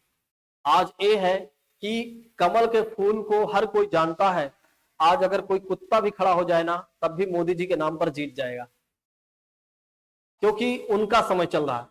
कहा जाता है जिसका समय चलता है ना, अगर वो पत्थर पर भी हाथ रखेगा तो सोना बन जाएगा। आज मोदी जी का टाइम पीरियड चल रहा है, आज वो कहीं पर भी जा रहे हैं तो हर जगह सोना बन जा रहा है। जब इनका टाइम खत्म होगा तब आप देखिएगा कि ये सोने पर, ये क्या नाम है, हीरे पर भी हाथ रखेंगे ना तो वो चांदी बन जाएगी तांबा बन जाएगा। बात समझ रहे हैं? अभी जिसका, जब तक जिसका टाइम चलता है, देखो टाइम हमेशा किसी का चल सकता है, बस ये है कि उस व्यक्ति को टाइम को संभालना आना चाहिए। जैसे आज वर्तमान की सरकार है ना, इसको जनता स्वीकार कर रही है तो ये अपने हवाबाजी कर रही है। जहां जहां सरकार है वहां कुछ नहीं कर रही है, जहां सरकार नहीं है वहां भौकाल पे भौकाल दिए जा रही है कि हम तुम्हारे लिए ये करेंगे वो करेंगे। उत्तर प्रदेश में इसकी सरकार है, उत्तर प्रदेश में कोई काम नहीं है। ऐसे कई राज्यों में सरकार है, यहाँ कोई काम नहीं है। बाकी राज्य में सरकार नहीं है तो वहां पर क्या है, एक तरह से वादे पे वादे किए जा रहे हैं। आज इसका समय चल रहा है। जिस दिन से देश की जनता स्वीकार करेगी ना, फिर वादे नहीं, स्वयं खड़े हो जाएंगे, सर के बल ना, तब भी नहीं जीतने देंगे जनता। जैसे आपने देखा अरविंद केजरीवाल को, इससे बड़ा उदाहरण कुछ नहीं मिलेगा। अरविंद केजरीवाल ने पूरी ताकत नहीं, पूरा जी जान लगा डाला हर तरह से, लेकिन जनता ने स्वीकार नहीं किया तो नहीं किया। यही हम लोगों को भी समझना चाहिए। जब हमारा समय आना चाहिए तो हमारे अंदर अहंकार, घमंड, ये सब चीजें नहीं आनी चाहिए, बल्कि जितना आप पावर में आए उतना शालीन और सहज बने। मतलब जितना पैसा हो उतना अहंकार नहीं, जितना पैसा, पोस्ट, पावर आए उतना आप कोमल हो, उतना आप हृदय से अच्छे व्यक्ति बने। ठीक है, हृदय से क्या, कुल मिलाकर पूरी तरीके से आप एक अच्छे इंसान बने। समझ रहे हैं? लेकिन हमारे देश में क्या है कि जब कोई थोड़ा से आगे बढ़ता है तो फिर वो किसी को पैर छूने के लिए भी सोचता है क्या ही पैर छुए यार, अब मम्मी पापा का भी पैर छूना पड़ेगा। अब चलो मम्मी पापा को तो मान लो किसी तरह छू लेते हैं, चाचा का भी पैर छूना पड़ेगा, मौसी का भी छूना पड़ेगा, अब तो मैं बड़ा आदमी बन गया हूँ। ठीक है, आपने देखा होगा बहुत सारे लोगों, जैसे एक लड़का है दतून बेचने वाला ना, फेमस हुआ है। ठीक है, अब देखो अभी तक वो था, अभी तक देखो उसकी मम्मी का कल इंटरव्यू मैंने सुना तो उसकी मम्मी ने बोला कि मैंने कितने दुख झेले, मम्मी पापा को उसने कभी श्रेय नहीं दिया, बाबू को सब श्रेय हर बार दिया। मतलब किसी ने एक छोटी सी, देखो उसकी भी श्रेय देना चाहिए, मेरा मानना है उसे भी श्रेय देना चाहिए जिसने बिजनेस आइडिया दिया, लेकिन एक श्रेय माता पिता को भी जाता है, जिस माता ने तुम्हें जन्म दिया और जिस माता ने एक कल इंटरव्यू में कहा कि मैंने अपने बेटों के लिए बहुत दुख झेले हैं, लेकिन माता फिर भी खुश थे कि कोई नहीं, बेटा मेरा आगे बढ़ गया, यही मेरे लिए खुशी की बात है। लेकिन बेटा कभी नहीं बोल रहा एक बार भी कि मेरे माता पिता के भी कहीं ना कहीं इसमें योगदान रहा है। ठीक है, वो हर बार बोल रहा है कि मेरी बाबू का सपोर्ट रहा है। हाँ, अब आप समझ सकते हो, इससे ज्यादा क्या ही कह सकते हैं। कहने का मतलब ये है कि ठीक है, आपका जो साथ दे उसका साथ नहीं भूलना चाहिए, लेकिन बगल कोई और भी साथ दिया है उसका भी ध्यान देना चाहिए ना। माता पिता भी प्रथम दृष्टिया हैं, बाकी लोग तो सब हैं ही ना। चलिए भैया आगे बढ़ते हैं। और एक और बात मैं आप लोगों को बताना चाहूंगा, छोटी सी बात। जैसे मुझे किसी ने एक एडवाइस दिया था कि सर जैसे आप कोई काम जब शुरू करेंगे, मतलब एक बिजनेस की बात हो रही थी कि मैं एक काम शुरू करने वाला हूं, तो मेरे मित्र ने कहा कि मैं एक प्रतिष्ठित नेता को लेकर आऊंगा और उनसे रिबन कटवाऊंगा। तो मैंने उसे तुरंत उसी समय डांट दिया और बोला कि देखो मैं किसी प्रतिष्ठित नेता को नहीं जानता हूं, वो प्रतिष्ठित नेता ने कभी मुझे, मेरे लिए कोई काम नहीं किया। मैं जब भी कोई बिजनेस शुरू करूंगा या अपने जीवन का जो भी नया दौर शुरू करूंगा, उसका रिबन मेरे माता पिता काटेंगे, क्योंकि उसके लिए वही योग्य है। इनविटेशन सबको मिलेगा, चाहे वो प्रतिष्ठित नेता हो चाहे वो कोई भी हो, लेकिन रिबन तो सिर्फ माता पिता के हाथों से ही कटना चाहिए, क्योंकि उनका योगदान है हमारे पढ़ाने लिखाने में और हमें यहाँ तक लाकर खड़ा करने में, उनका योगदान है, ना कि उस प्रतिष्ठित नेता के। अगर उस नेता के होते तो आज मैं इससे और आगे होता, क्योंकि उन्होंने हमारे देश के लिए जिस उद्देश्य से आए थे उस उद्देश्य से हमारे देश के लिए उन्होंने कुछ नहीं किया। अगर आप सोचो कि हमारे देश में जितने भी नेता हैं, इतने सारे वादे करने के बाद अगर वे पूरा कर दिए होते तो आज आप लोग 25 साल 30 साल में ये ना सोचते रहते एसएससी क्वालिफाई करूं कि बैंक क्वालिफाई करूं, प्राइवेट करूं या सरकारी करूं। आज तक आप सोचिए कि 30 साल 25 साल आपको, हम सभी को लग जाता है अपने जीवन में यही सोचने के लिए कि करें क्या। और 40 साल तक व्यक्ति घर बनाता है, खरीदता है, और 50वें साल से अपने बेटी बेटा पे शादी करना शुरू कर देता है, बाद में मर जाता है, कुछ मिलता ही नहीं है। किसी जीवन के क्षण में वो सुख नहीं कर पाता है अपने देश में। यहाँ पर आप देखते हैं दूसरे देश के बच्चे 15 साल 16 साल से आगे भी बढ़ जाते हैं, घर बनाते हैं, गाड़ी खरीदते हैं और बहुत सारे काम करते हैं, शान शौक भी करते जाते हैं और अच्छे से पढ़ाई भी करते हैं, अपने देश के विकास में अपना योगदान भी देते हैं। हम तो क्या ही करें, हमारे समझ से तो परे है। ठीक है ना, तो अपने देश की एजुकेशन सिस्टम उतना बेहतर है जिसकी वजह से आप हम सब आगे बढ़ सके। ठीक है ना, तो अभी तक ऐसा हुआ है और भविष्य में हो सकता हो जाए तो ठीक है। खैर छोड़िए। तो अगर आप देखते हैं तो यहाँ पर कहानी आती है, रजिया सुल्तान की बात करते हैं। अच्छा, रजिया सुल्तान जब शासिका बनती है तो उसने क्या किया कि एक तरह से जो महिलाओं का वस्त्र मतलब वेशभूषा होता है उसको त्याग कर पुरुषों के वेशभूषा उसने अपना लिया। आगे चलकर अगर आप देखते हैं तो दरअसल क्या होता है कि रजिया सुल्तान की बात करते हैं, तो रजिया सुल्तान की बात करते हैं तो देखो रजिया सुल्तान क्या इल्तुतमिश के समय में, समझिएगा इल्तुतमिश के समय में क्या था कि भटिंडा का सूबेदार था अल्तुनिया, और यही रजिया सुल्तान के समय में भी सूबेदार होता है भटिंडा, जो आपको हरियाणा में मिलता है।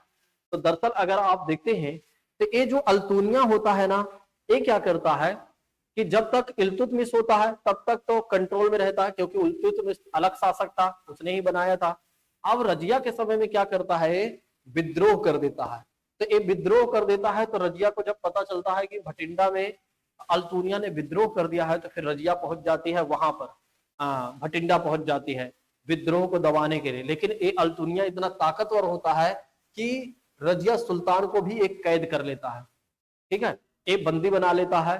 तो फिर कहा जाता है कि एक तरह से फिर भी रजिया भले पुरुष वेशभूषा त्याग दी है लेकिन है तो महिला ही। ठीक है, उसने क्या किया कि अल्तुनिया को अपने प्यार के जाल में फंसा लिया और फिर उससे शादी कर लिया। ठीक है, शादी करने के बाद क्या होता है कि अल्तुनिया और रजिया जो होती हैं ये अपने क्षेत्र मतलब अपने दिल्ली वापस आ रहे होते हैं, और रास्ते में ही क्या होता है, इसका एक भाई होता है बहराम शाह। ठीक है, इसका एक भाई होता है, रास्ते में ही क्या करता है, एक तरह से आक्रमण करवाकर इसकी हत्या करवा देता है। अल्तुनिया और रजिया की बात करते हैं। ठीक है, तो रजिया के आखिरकार आगे चलकर वध कर दिया जाता है, और फिर कौन शासक बनता है भैया, बैराम शाह बनता है। चलिए यहाँ पर थोड़ा सा रजिया के बारे में कुछ अन्य अतिरिक्त जानकारी है, उसको भी समझ लेते हैं। देखिए रजिया ने अपने शिलालेखों और अभिलेखों और सिक्कों पर लिखा है कि वह सुल्तान इल्तुतमिश की बेटी थी। ठीक है, आधुनिक आंध्र प्रदेश के वारंगल क्षेत्र में काकतीय राजवंश का शासन था, और रजिया का व्यवहार उस वंश की रानी रुद्रमा देवी के व्यवहार से सर्वथा विपरीत था। रुद्रमा देवी ने अपने अभिलेखों में पुरुष होने के मतलब पुरुष होने का भ्रम फैला दिया था। देखिए ये जो रुद्रमा देवी है ना, इनकी बात करते हैं तो ये उस समय की शासिका ये भी थी। ठीक है, तो इन्होंने अपने आप को अभिलेखों में लिखवा दिया कि मैं महिला नहीं हूं बल्कि पुरुष हूं। ठीक है, और इसी तरह से एक तरह से अगर आप देखते हैं तो रानी दिद्दा भी थी।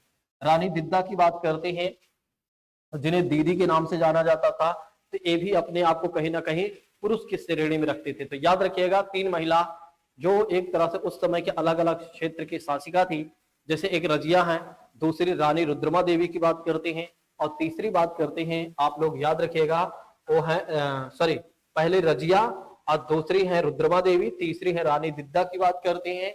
ये तीन महिला ऐसी थी जिन्होंने कहीं ना कहीं अपने आप को महिला मानने से इंकार किया था, बस पुरुष कहीं ना कहीं मानने को लोगों को बताते थे मैं पुरुष हूं, कहीं ना कहीं आप पुरुष स्वीकार करने को कहीं ना कहीं प्रायोरिटी देती थी। ठीक है, तो ये कह सकते हैं महिला होने का पुरुष होने का भ्रम लोगों में फैलाया था।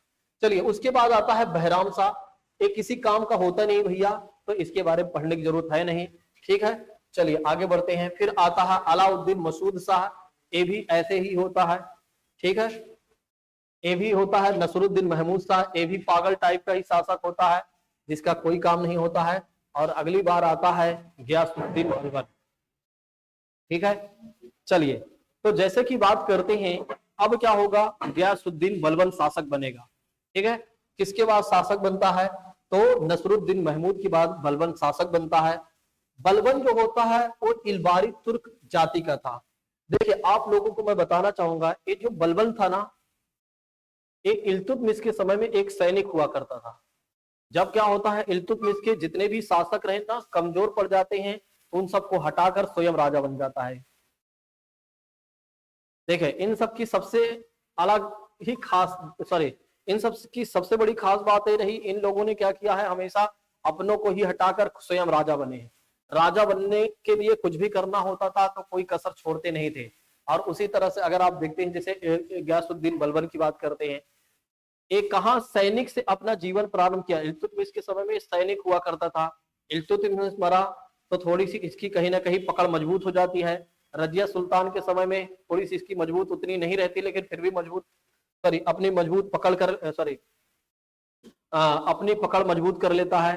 फिर उसके बाद जब जैसे शासक कमजोर बनते जाते हैं वैसे वैसे क्या होता है कि अपना एक तरह से वर्चस्व बढ़ाते जाता है, और आखिरकार आखिरी में क्या करता है कि पूरी तरीके से अपने वर्चस्व को कायम कर लेता है और स्वयं राजा बन बैठता है। ऐसे में अगर आप देखते हैं तो इसका जो परिवार था एक संपन्न परिवार था, उसी संपन्न परिवार में इसका जन्म हुआ था। ये इतबारी तुर्क जाति का था। दुर्भाग्यवश क्या होता, बलबन युवावस्था में ही मंगोलों द्वारा बंदी बना लिया जाता है, और मंगोलों ने इसे बसरा ले जाकर दास के रूप में ख्वाजा जलालुद्दीन के हाथों बेच दिया था। और ख्वाजा जो जलालुद्दीन होगा, जो खिलजी वंश, सॉरी जो ख्वाजा जलालुद्दीन होगा, ये शिक्षा देकर दिल्ली लेकर आएगा, और बलबन से प्रभावित होकर इल्तुतमिश क्या करता है, इसे खरीद लेता है भैया, और इसे चालीसा दल में गठन कर दे, मतलब शामिल कर देता है। याद करिए, चालीसा दल का गठन किसने किया था? इल्तुतमिश ने किया था। 40 लोगों का एक कह सकते हैं गुट था, उसे चालीसा दल कहा गया, तो बलबन उसमें शामिल होता है। ठीक है। 9 अगस्त 1949 को बलबन ने अपनी पुत्री का विवाह नसरुद्दीन से करके उसे उल्लू खां की उपाधि दिया था। ठीक है। इसका वास्तविक नाम था बहाउद्दीन की बात करते हैं, और यह गयासुद्दीन बलबन के नाम से गद्दी पर बैठा था। नेक्स्ट बात करते हैं फिरदौसी के शाहनामा में वर्णित अफरासियाब के वंश से बताया जाता है। इसे गढ़मुक्तेश्वर अभिलेख में बलबन को खलीफा का सहायक बताया गया है। बलबन ने अपने विरोधी, देखिए अब देखो यहां से कहानी बदलेगी। अभी तक जो राजा हुआ करते थे ना, वो कहीं ना कहीं जनता की सारी चीजों को सुना करते थे, चाहे कुतुबुद्दीन ऐबक की बात करें या इल्तुतमिश की बात करें, और उसके बाद के जितने शासक रहे वो भी ठीक ठाक रहे हैं। अभी तक राजा का पद इतना भी महत्वपूर्ण नहीं था जितना हम समझ रहे हैं, लेकिन अब क्या होगा कि राजा का पद जो होगा एक तरह से बहुत महत्वपूर्ण हो जाएगा। अब राजा राजा नहीं रहेगा, राजा भगवान रहेगा। बात समझ रहे हैं? वही बात होती है ना, चपरासी से अगर किसी को आईएएस बना दिया जाएगा तो फिर वो समझ लो आईएएस नहीं प्रधानमंत्री समझेगा अपने आप को। तो ये वही व्यक्ति होता है गयासुद्दीन बलबन। गयासुद्दीन बलबन जब शासक बनता है तो समझ लीजिए सैनिक था, शासक बन गया, तो फिर अपने आप को इसने भगवान की दर्जा देता है। समझिएगा इसकी कहानी को।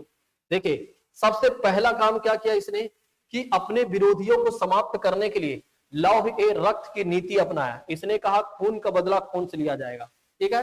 बलबन ने गद्दी पर बैठते ही चालीसा दल को नष्ट कर दिया, क्योंकि ये जानता था उसी चालीसा दल से मैं निकला हूं जिससे मैं राजा बना हूं, कहीं ऐसा ना हो कि मुझे हटाकर लोग कोई राजा बन जाए।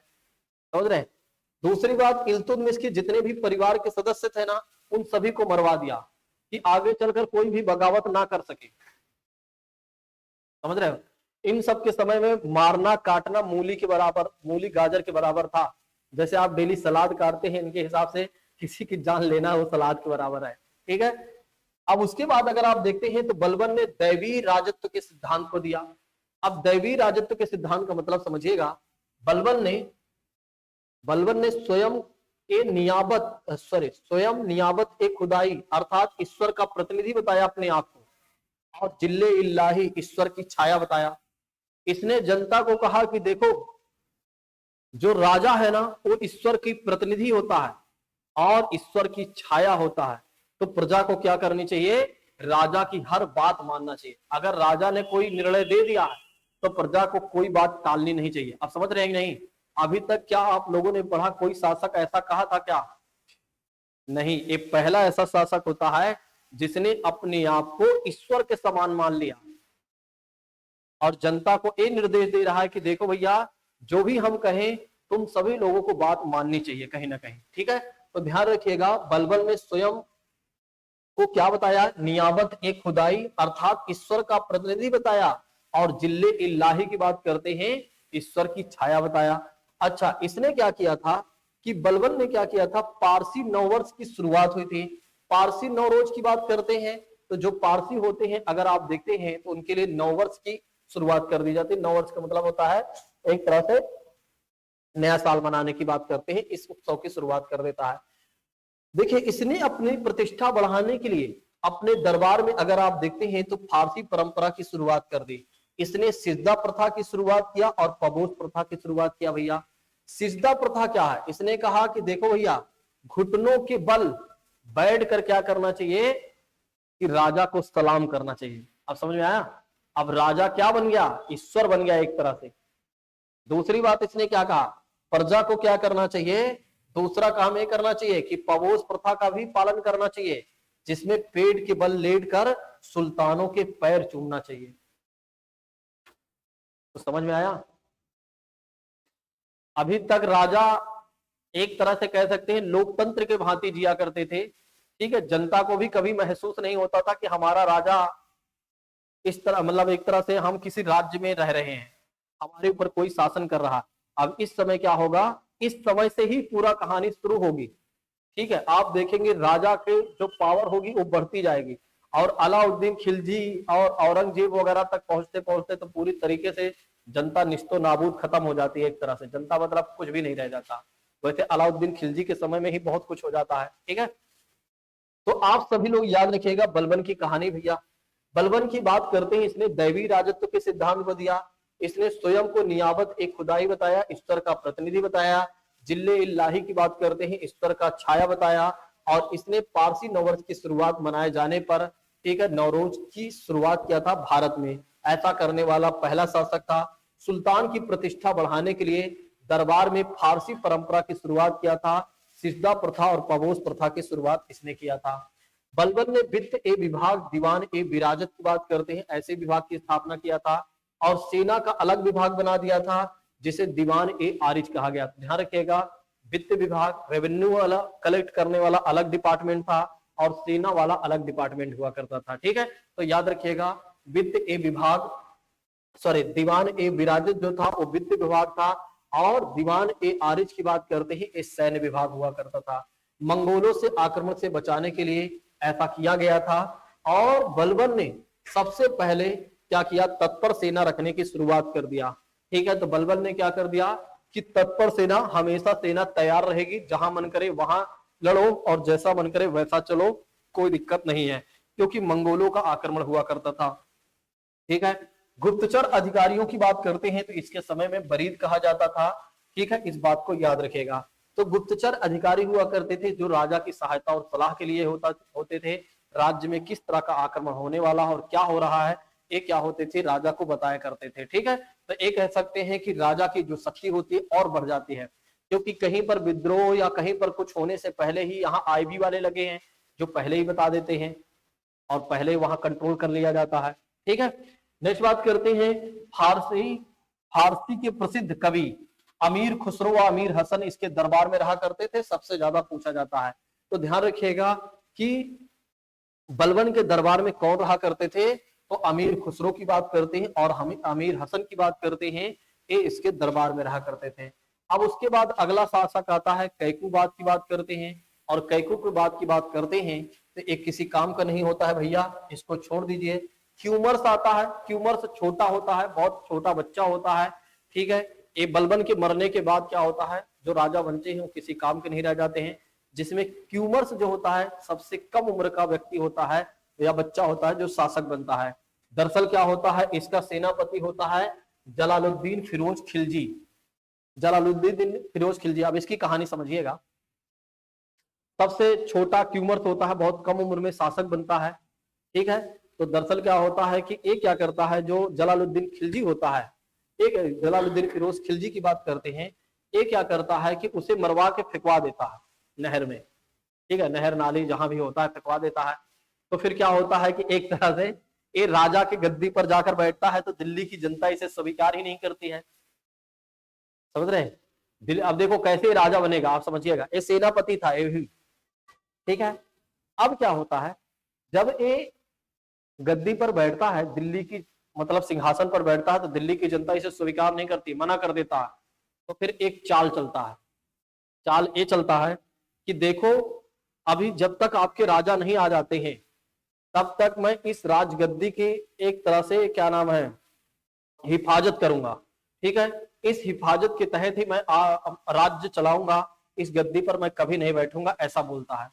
ठीक है, धीरे धीरे क्या करता है कि एक तरह से सब कुछ अपने कंट्रोल में करता है, धीरे धीरे धीरे धीरे धीरे, और फिर सीधा सिंहासन पर आकर बैठकर सब कुछ अपने कंट्रोल में। समझ रहे हैं? राजा बनने के लिए इसने क्या किया, पहले तो क्यूमर्स की हत्या करवा दिया, लेकिन दिल्ली की जनता को एहसास नहीं होने दिया कि मैंने उसकी हत्या करवा दिया। बस ये कह रहा था कि अभी राजा जब तक नहीं है तब तक, वो छोटे ही रहते हैं ना, तो उनको क्या पता कि वो महल में है कहाँ है, सबको लगता है वो महल में होंगे, लेकिन वो तो मार दिए गए हैं। लेकिन फिर जब दिल्ली की जनता इसे स्वीकार नहीं करती है कि भाई नहीं, राजा ही बैठेगा यहाँ पर, ठीक है, तो फिर ये क्या कहता है कि देखो मैं तो सेनापति हूँ, अब राज्य तो चलाना ही पड़ेगा, तो मैं धीरे धीरे इस राज्य की रक्षा करता हूँ, सॉरी मैं राज्य की रक्षा करता हूँ जब तक राजा एक तरह से स्थिर नहीं हो जाते हैं, या कोई पद बढ़िया कोई राजा स्थिर नहीं हो जाता है, ठीक है। फिर बाद में क्या करता है, ये स्वयं राजा बन ही जाता है। भैया समझ गए होंगे आप लोग। चलिए जलालुद्दीन फिरोज खिलजी की बात करते हैं। अच्छा, इसके बारे में बताया जाता है कि ये भैया बहुत ज्यादा कठोर व्यक्ति नहीं था, लेकिन हाँ ये थोड़ा दयालु भी था। अच्छा, इसकी जो नीति रही ना, हिंदुओं के प्रति अच्छी नीति थी, ठीक है। और ये अगर आप देखते हैं हिंदुओं के प्रति अच्छी नीति रखा था। और इसके बाद एक और बात याद रखिएगा कि ये जो जलालुद्दीन फिरोज खिलजी था ना, अगर आप देखते हैं तो ये बड़ा उदार व्यक्ति भी था। एक बार क्या होता है, देखिए इसकी उदारता ही इसके राज्य को खत्म करती है। बहुत वृद्ध व्यक्ति होता है, ठीक है, समझिएगा। दरअसल क्या होता है, एक बार चोर आते हैं इसके राज्य में चोरी करने, तो फिर क्या होता है कि एक चोरों को पकड़ लेता है। चोरों को जब ये पकड़ लेता है तो फिर चोरों को बोलता है अभी रात में ही तुम सब भाग जाओ, नहीं कि दिल्ली की जनता सुबह तुम्हें मिलेगी ना तो तुम्हें मार डालेगी, ठीक है।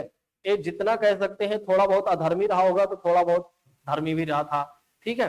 तो फिर आगे चलकर यही इसकी जीवन के सबसे बड़ा कह सकते हैं दुखदाई भी बनेगा भैया। अब इसका भतीजा होता है अलाउद्दीन खिलजी, ठीक है। अलाउद्दीन खिलजी की कहानी समझिएगा, इसका भतीजा और उसका दामाद भी आगे चलकर बनेगा, ठीक है। जलालुद्दीन फिरोज खिलजी की बात करते हैं। एक बार क्या होता है, दक्षिण अभियान करता है, दक्षिण भारत का अभियान करता है अलाउद्दीन खिलजी। बहुत सारा धन और लूट कर क्या होता है कि आता है, ठीक है।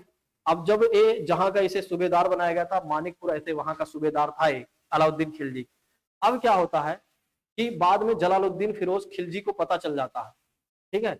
जलालुद्दीन फिरोज खिलजी को पता चल जाता है कि अलाउद्दीन खिलजी ने ऐसा काम किया है, बहुत सारे धन लेकर आया है लेकिन कुछ भी राज्य को नहीं सौंपा है, ठीक है। तो फिर क्या होता है, ये संदेश भिजवाता है कि अलाउद्दीन खिलजी को संदेश भिजवाता है कि अलाउद्दीन खिलजी से बोलो तत्काल प्रभाव में हमसे मिले। अब क्या होता है कि अलाउद्दीन खिलजी ये तो और भी ज्यादा कलाकार होता है, इसके अंदर तो कलाकारी कुट कुट की भरी होती है। अब ये कहता है कि देखो मैं चाचा से तो मिलूंगा, लेकिन मैं चाचा से बहुत ज्यादा डर रहा हूं, समझ रहे। तो चाचा से जाओ संदेश दो कि चाचा मिलने तो आए, एक जगह फिक्स करते हैं, एक नदी है, शायद एक नदी होती है वहीं पर, वहां पर फिक्स किया जाता है जगह कि यहीं मिला जाएगा, ठीक है। उधर से अलाउद्दीन खिलजी आता है, सॉरी उधर से फिरोज शाह खिलजी, इधर से अलाउद्दीन खिलजी जाता है। अब दोनों जब पहुंचते हैं तो फिर क्या होता है कि सामने सामने तुरंत नहीं होते हैं, ठीक है। अलाउद्दीन खिलजी कहीं और होता है थोड़ी दूर पर, और जलालुद्दीन फिरोज खिलजी कहीं और होता है। अब इधर का एक संदेश वाहक उधर जाएगा और इधर का संदेश वाहक उधर जाएगा।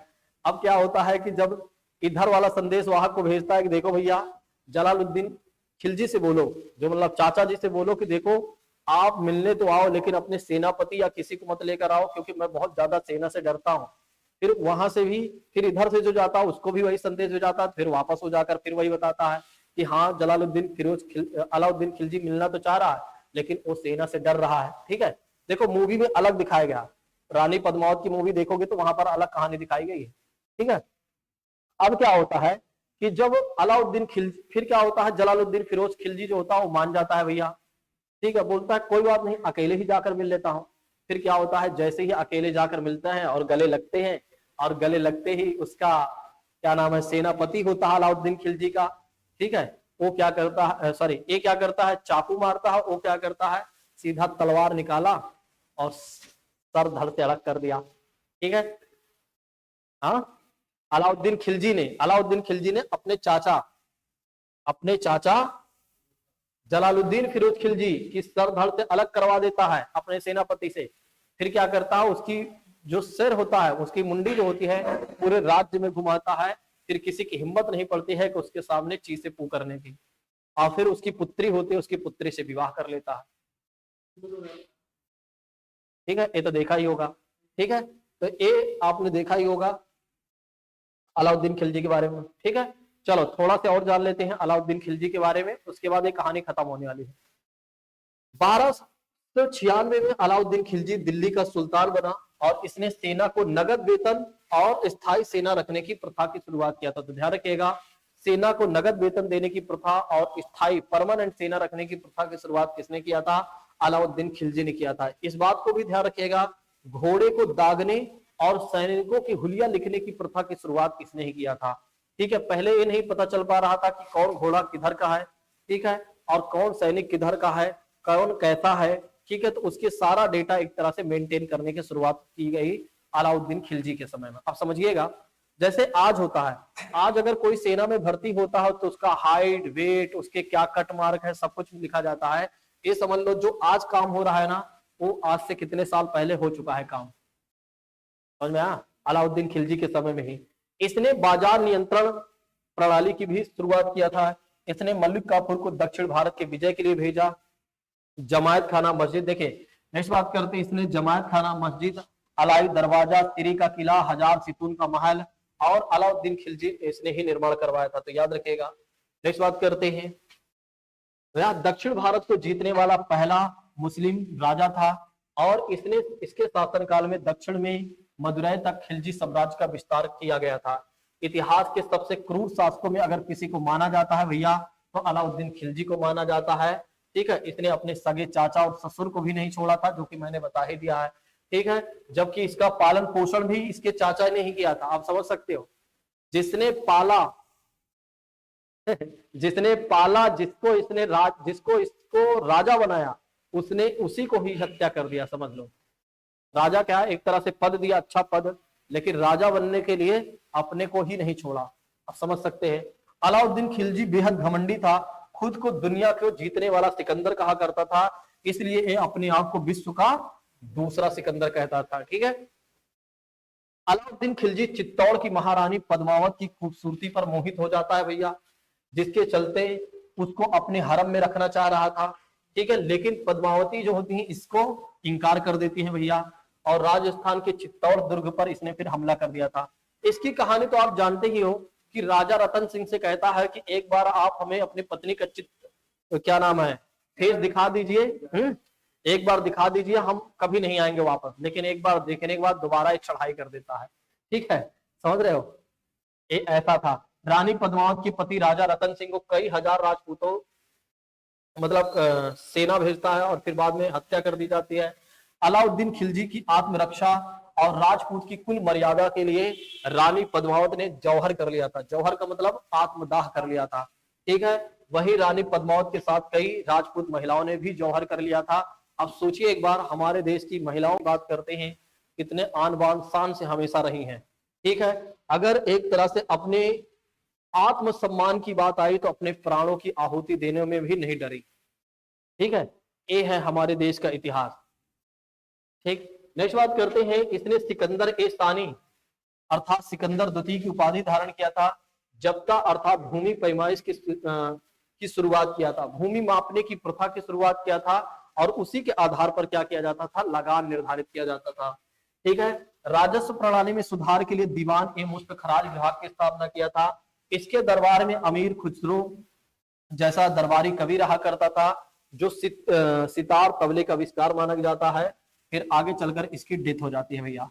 अब ज्यादा नहीं है, मान के चलो 10 मिनट की कहानी और बची है, तो थोड़ा से आप लोग 10 मिनट और आराम से बैठ जाइए। ठीक है, मैं जानता हूं कि 1-1.5 घंटा हो गया, आप लोग थक गए होंगे।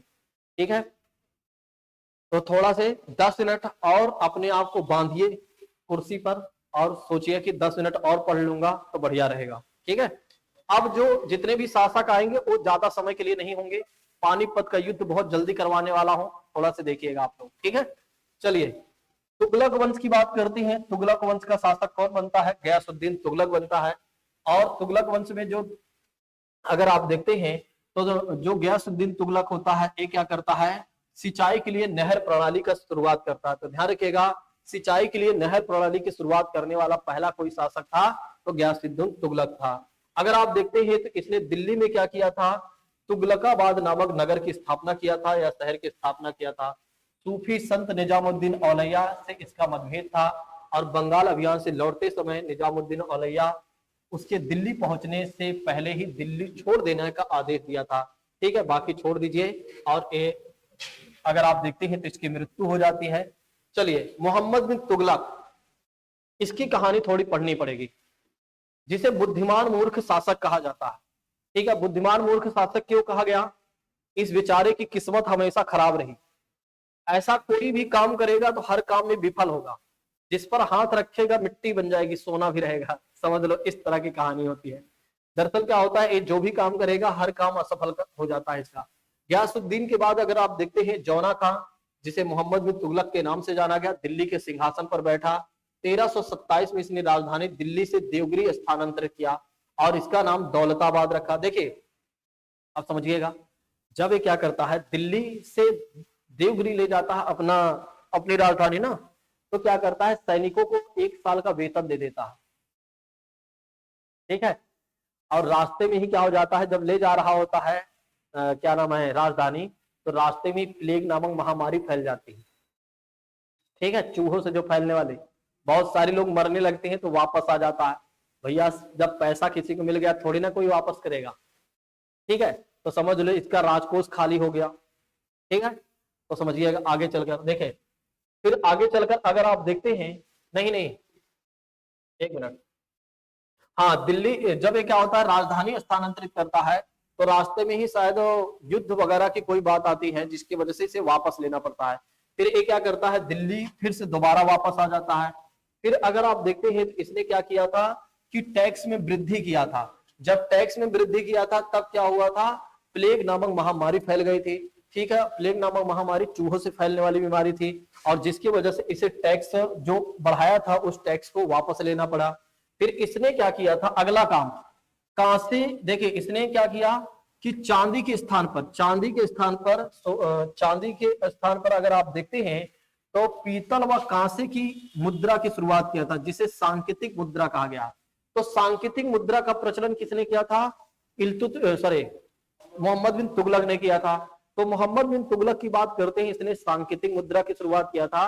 तो चांदी का जो सिक्का हुआ करता था ना, उसके बजाय इसने क्या शुरुआत कर दिया, तांबे और एक तरह से अगर आप देखते हैं कांसे और पीतल की शुरुआत कर दिया था। ठीक है, अब कहानी को समझिएगा इसको। देखिए, दिल्ली में क्या होता है कि पहले चांदी वगैरह के क्या हुआ करते थे, सिक्के चला करते थे, जो सिर्फ राजा के यहाँ ही ढलाई ऐसे सिक्कों की हो पाती थी, जिसके वजह से राज्य की पूरी राज्य व्यवस्था बढ़िया से चलती थी। दरअसल क्या हुआ, इसने जब कांसे और पीतल की शुरुआत कर देता है उसके स्थान पर, तब क्या होता है, दिल्ली की जनता के हर घर में क्या होता है, टकसाल हो जाते हैं, तब सिक्के की ढलाई कर रहे हैं। अब क्या होता है कि मार्केट में जो गुड मनी होती है वो बाहर हो जाती है और बैड मनी मार्केट में ज्यादा आ जाती है। कैसे, चांदी को सब रख लेते हैं अपने घर में, चांदी के सिक्कों को, और तांबे की और कांसे, जो आपके एक तरह से कांसे की मुद्रा होती है, उसको चला देते हैं। अब इससे क्या होता है कि पूरा का पूरा राजकोष खाली हो जाता है, क्योंकि राजा के पास कुछ नहीं जाता है, क्योंकि सबने चांदी खींच लिया, तांबा चला दिया, समझ रहे हो ना। तो इसकी वजह से क्या था, इसका ये भी काम कहीं ना कहीं विफल हो जाता है। नेक्स्ट बात करते हैं, कृषि के विकास के लिए दीवान एक कोई विभाग की स्थापना किया था। और एक नेक्स्ट बात याद रखिएगा, सबसे ज्यादा पूछा जाता है, 1333 में क्या हुआ था, मोरक्को का प्रसिद्ध यात्री इब्न बतूता भारत आया था। बहुत बार पूछा जा चुका है कि इब्न बतूता किसके समय में भारत आया था, तो आप सभी लोग याद रखेंगे, मोहम्मद बिन तुगलक के समय में भारत आया था। ठीक है, नेक्स्ट बात करते हैं, वह दिल्ली में 8 वर्षों तक रहा काजी बनकर, और मोहम्मद बिन तुगलक की मृत्यु के निकट कहाँ होती है, थट्टा के निकट गोडाल में हो गई, छोड़ दीजिए। अब कहानी समझिएगा, लास्ट बात, एक इतिहासकार होते हैं अब्दुल कादिर बदानी होते हैं, इन्होंने जब इसकी मृत्यु हो जाती है तो लिखते हैं कि सुल्तान को उसकी प्रजा को से और प्रजा को उसके सुल्तान से क्या मिल गई भैया, मुक्ति मिल गई, क्योंकि ये बेचारा कोई भी काम करता हर काम में असफल हो जाता है। फिरोज शाह तुगलक आता है, अगला शासक आता है। फिरोज शाह तुगलक की बात करते हैं तो एक कौन होता है, ये अगर आप देखते हैं तो उसका चचेरा भाई होता है, फिर गयासुद्दीन क्या होता है, अरे इसका पहले भाई, हाँ, मोहम्मद बिन तुगलक की बात करते हैं, उसका चचेरा भाई होता है।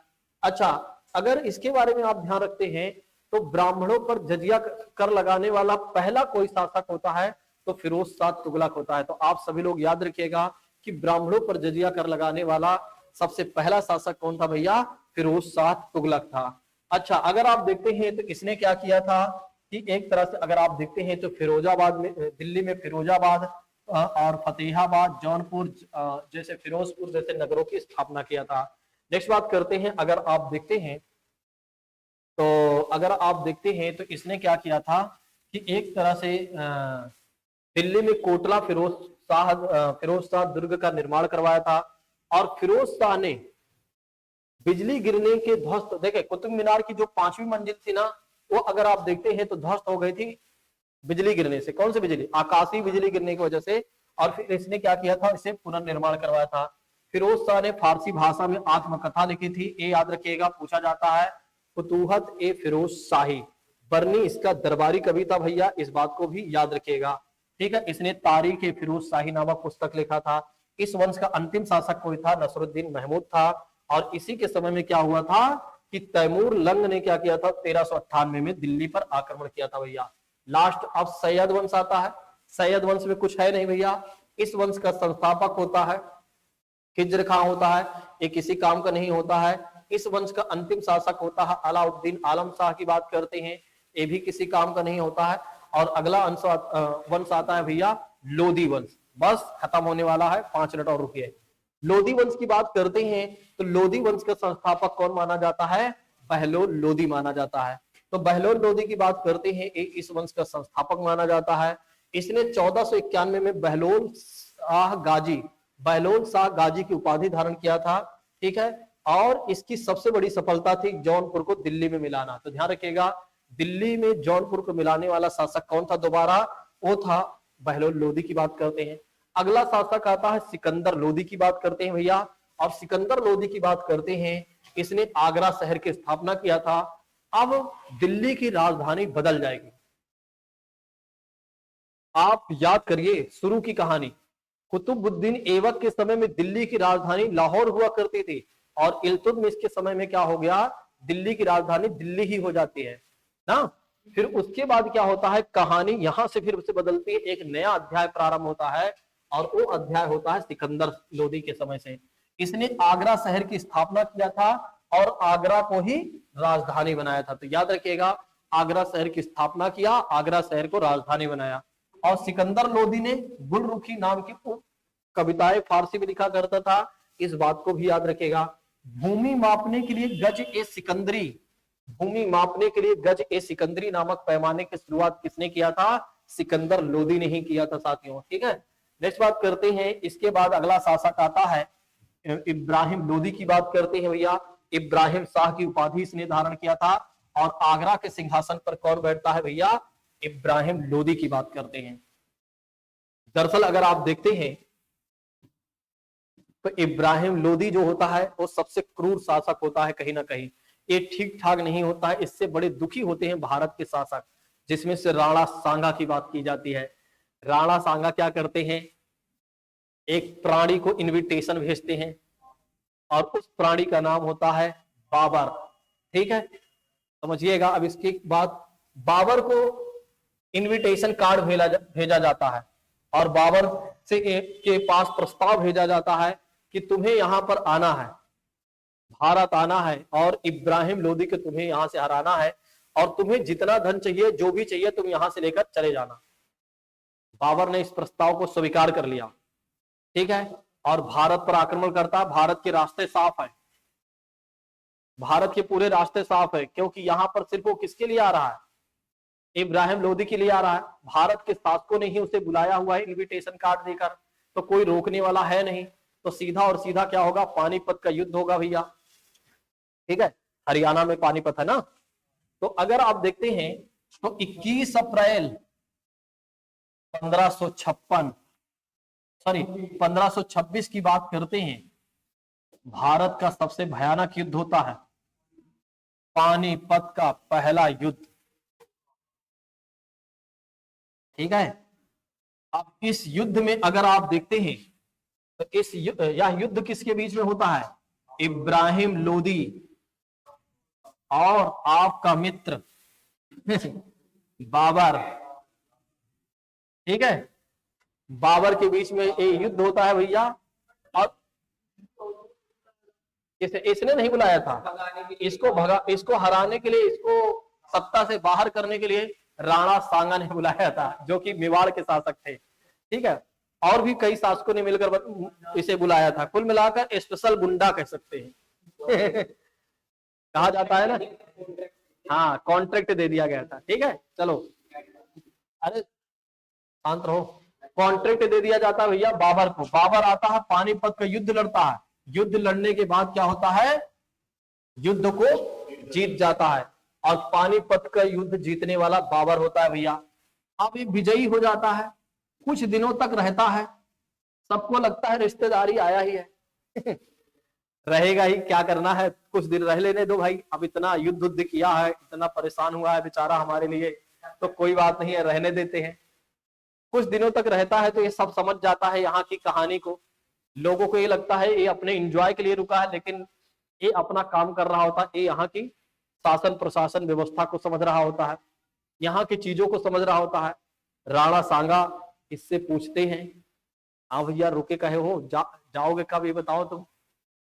ठीक है तो इसने बोला मैं कहाँ जाऊं समझ रहे हैं, इसने बोला मैं कहाँ जाऊं।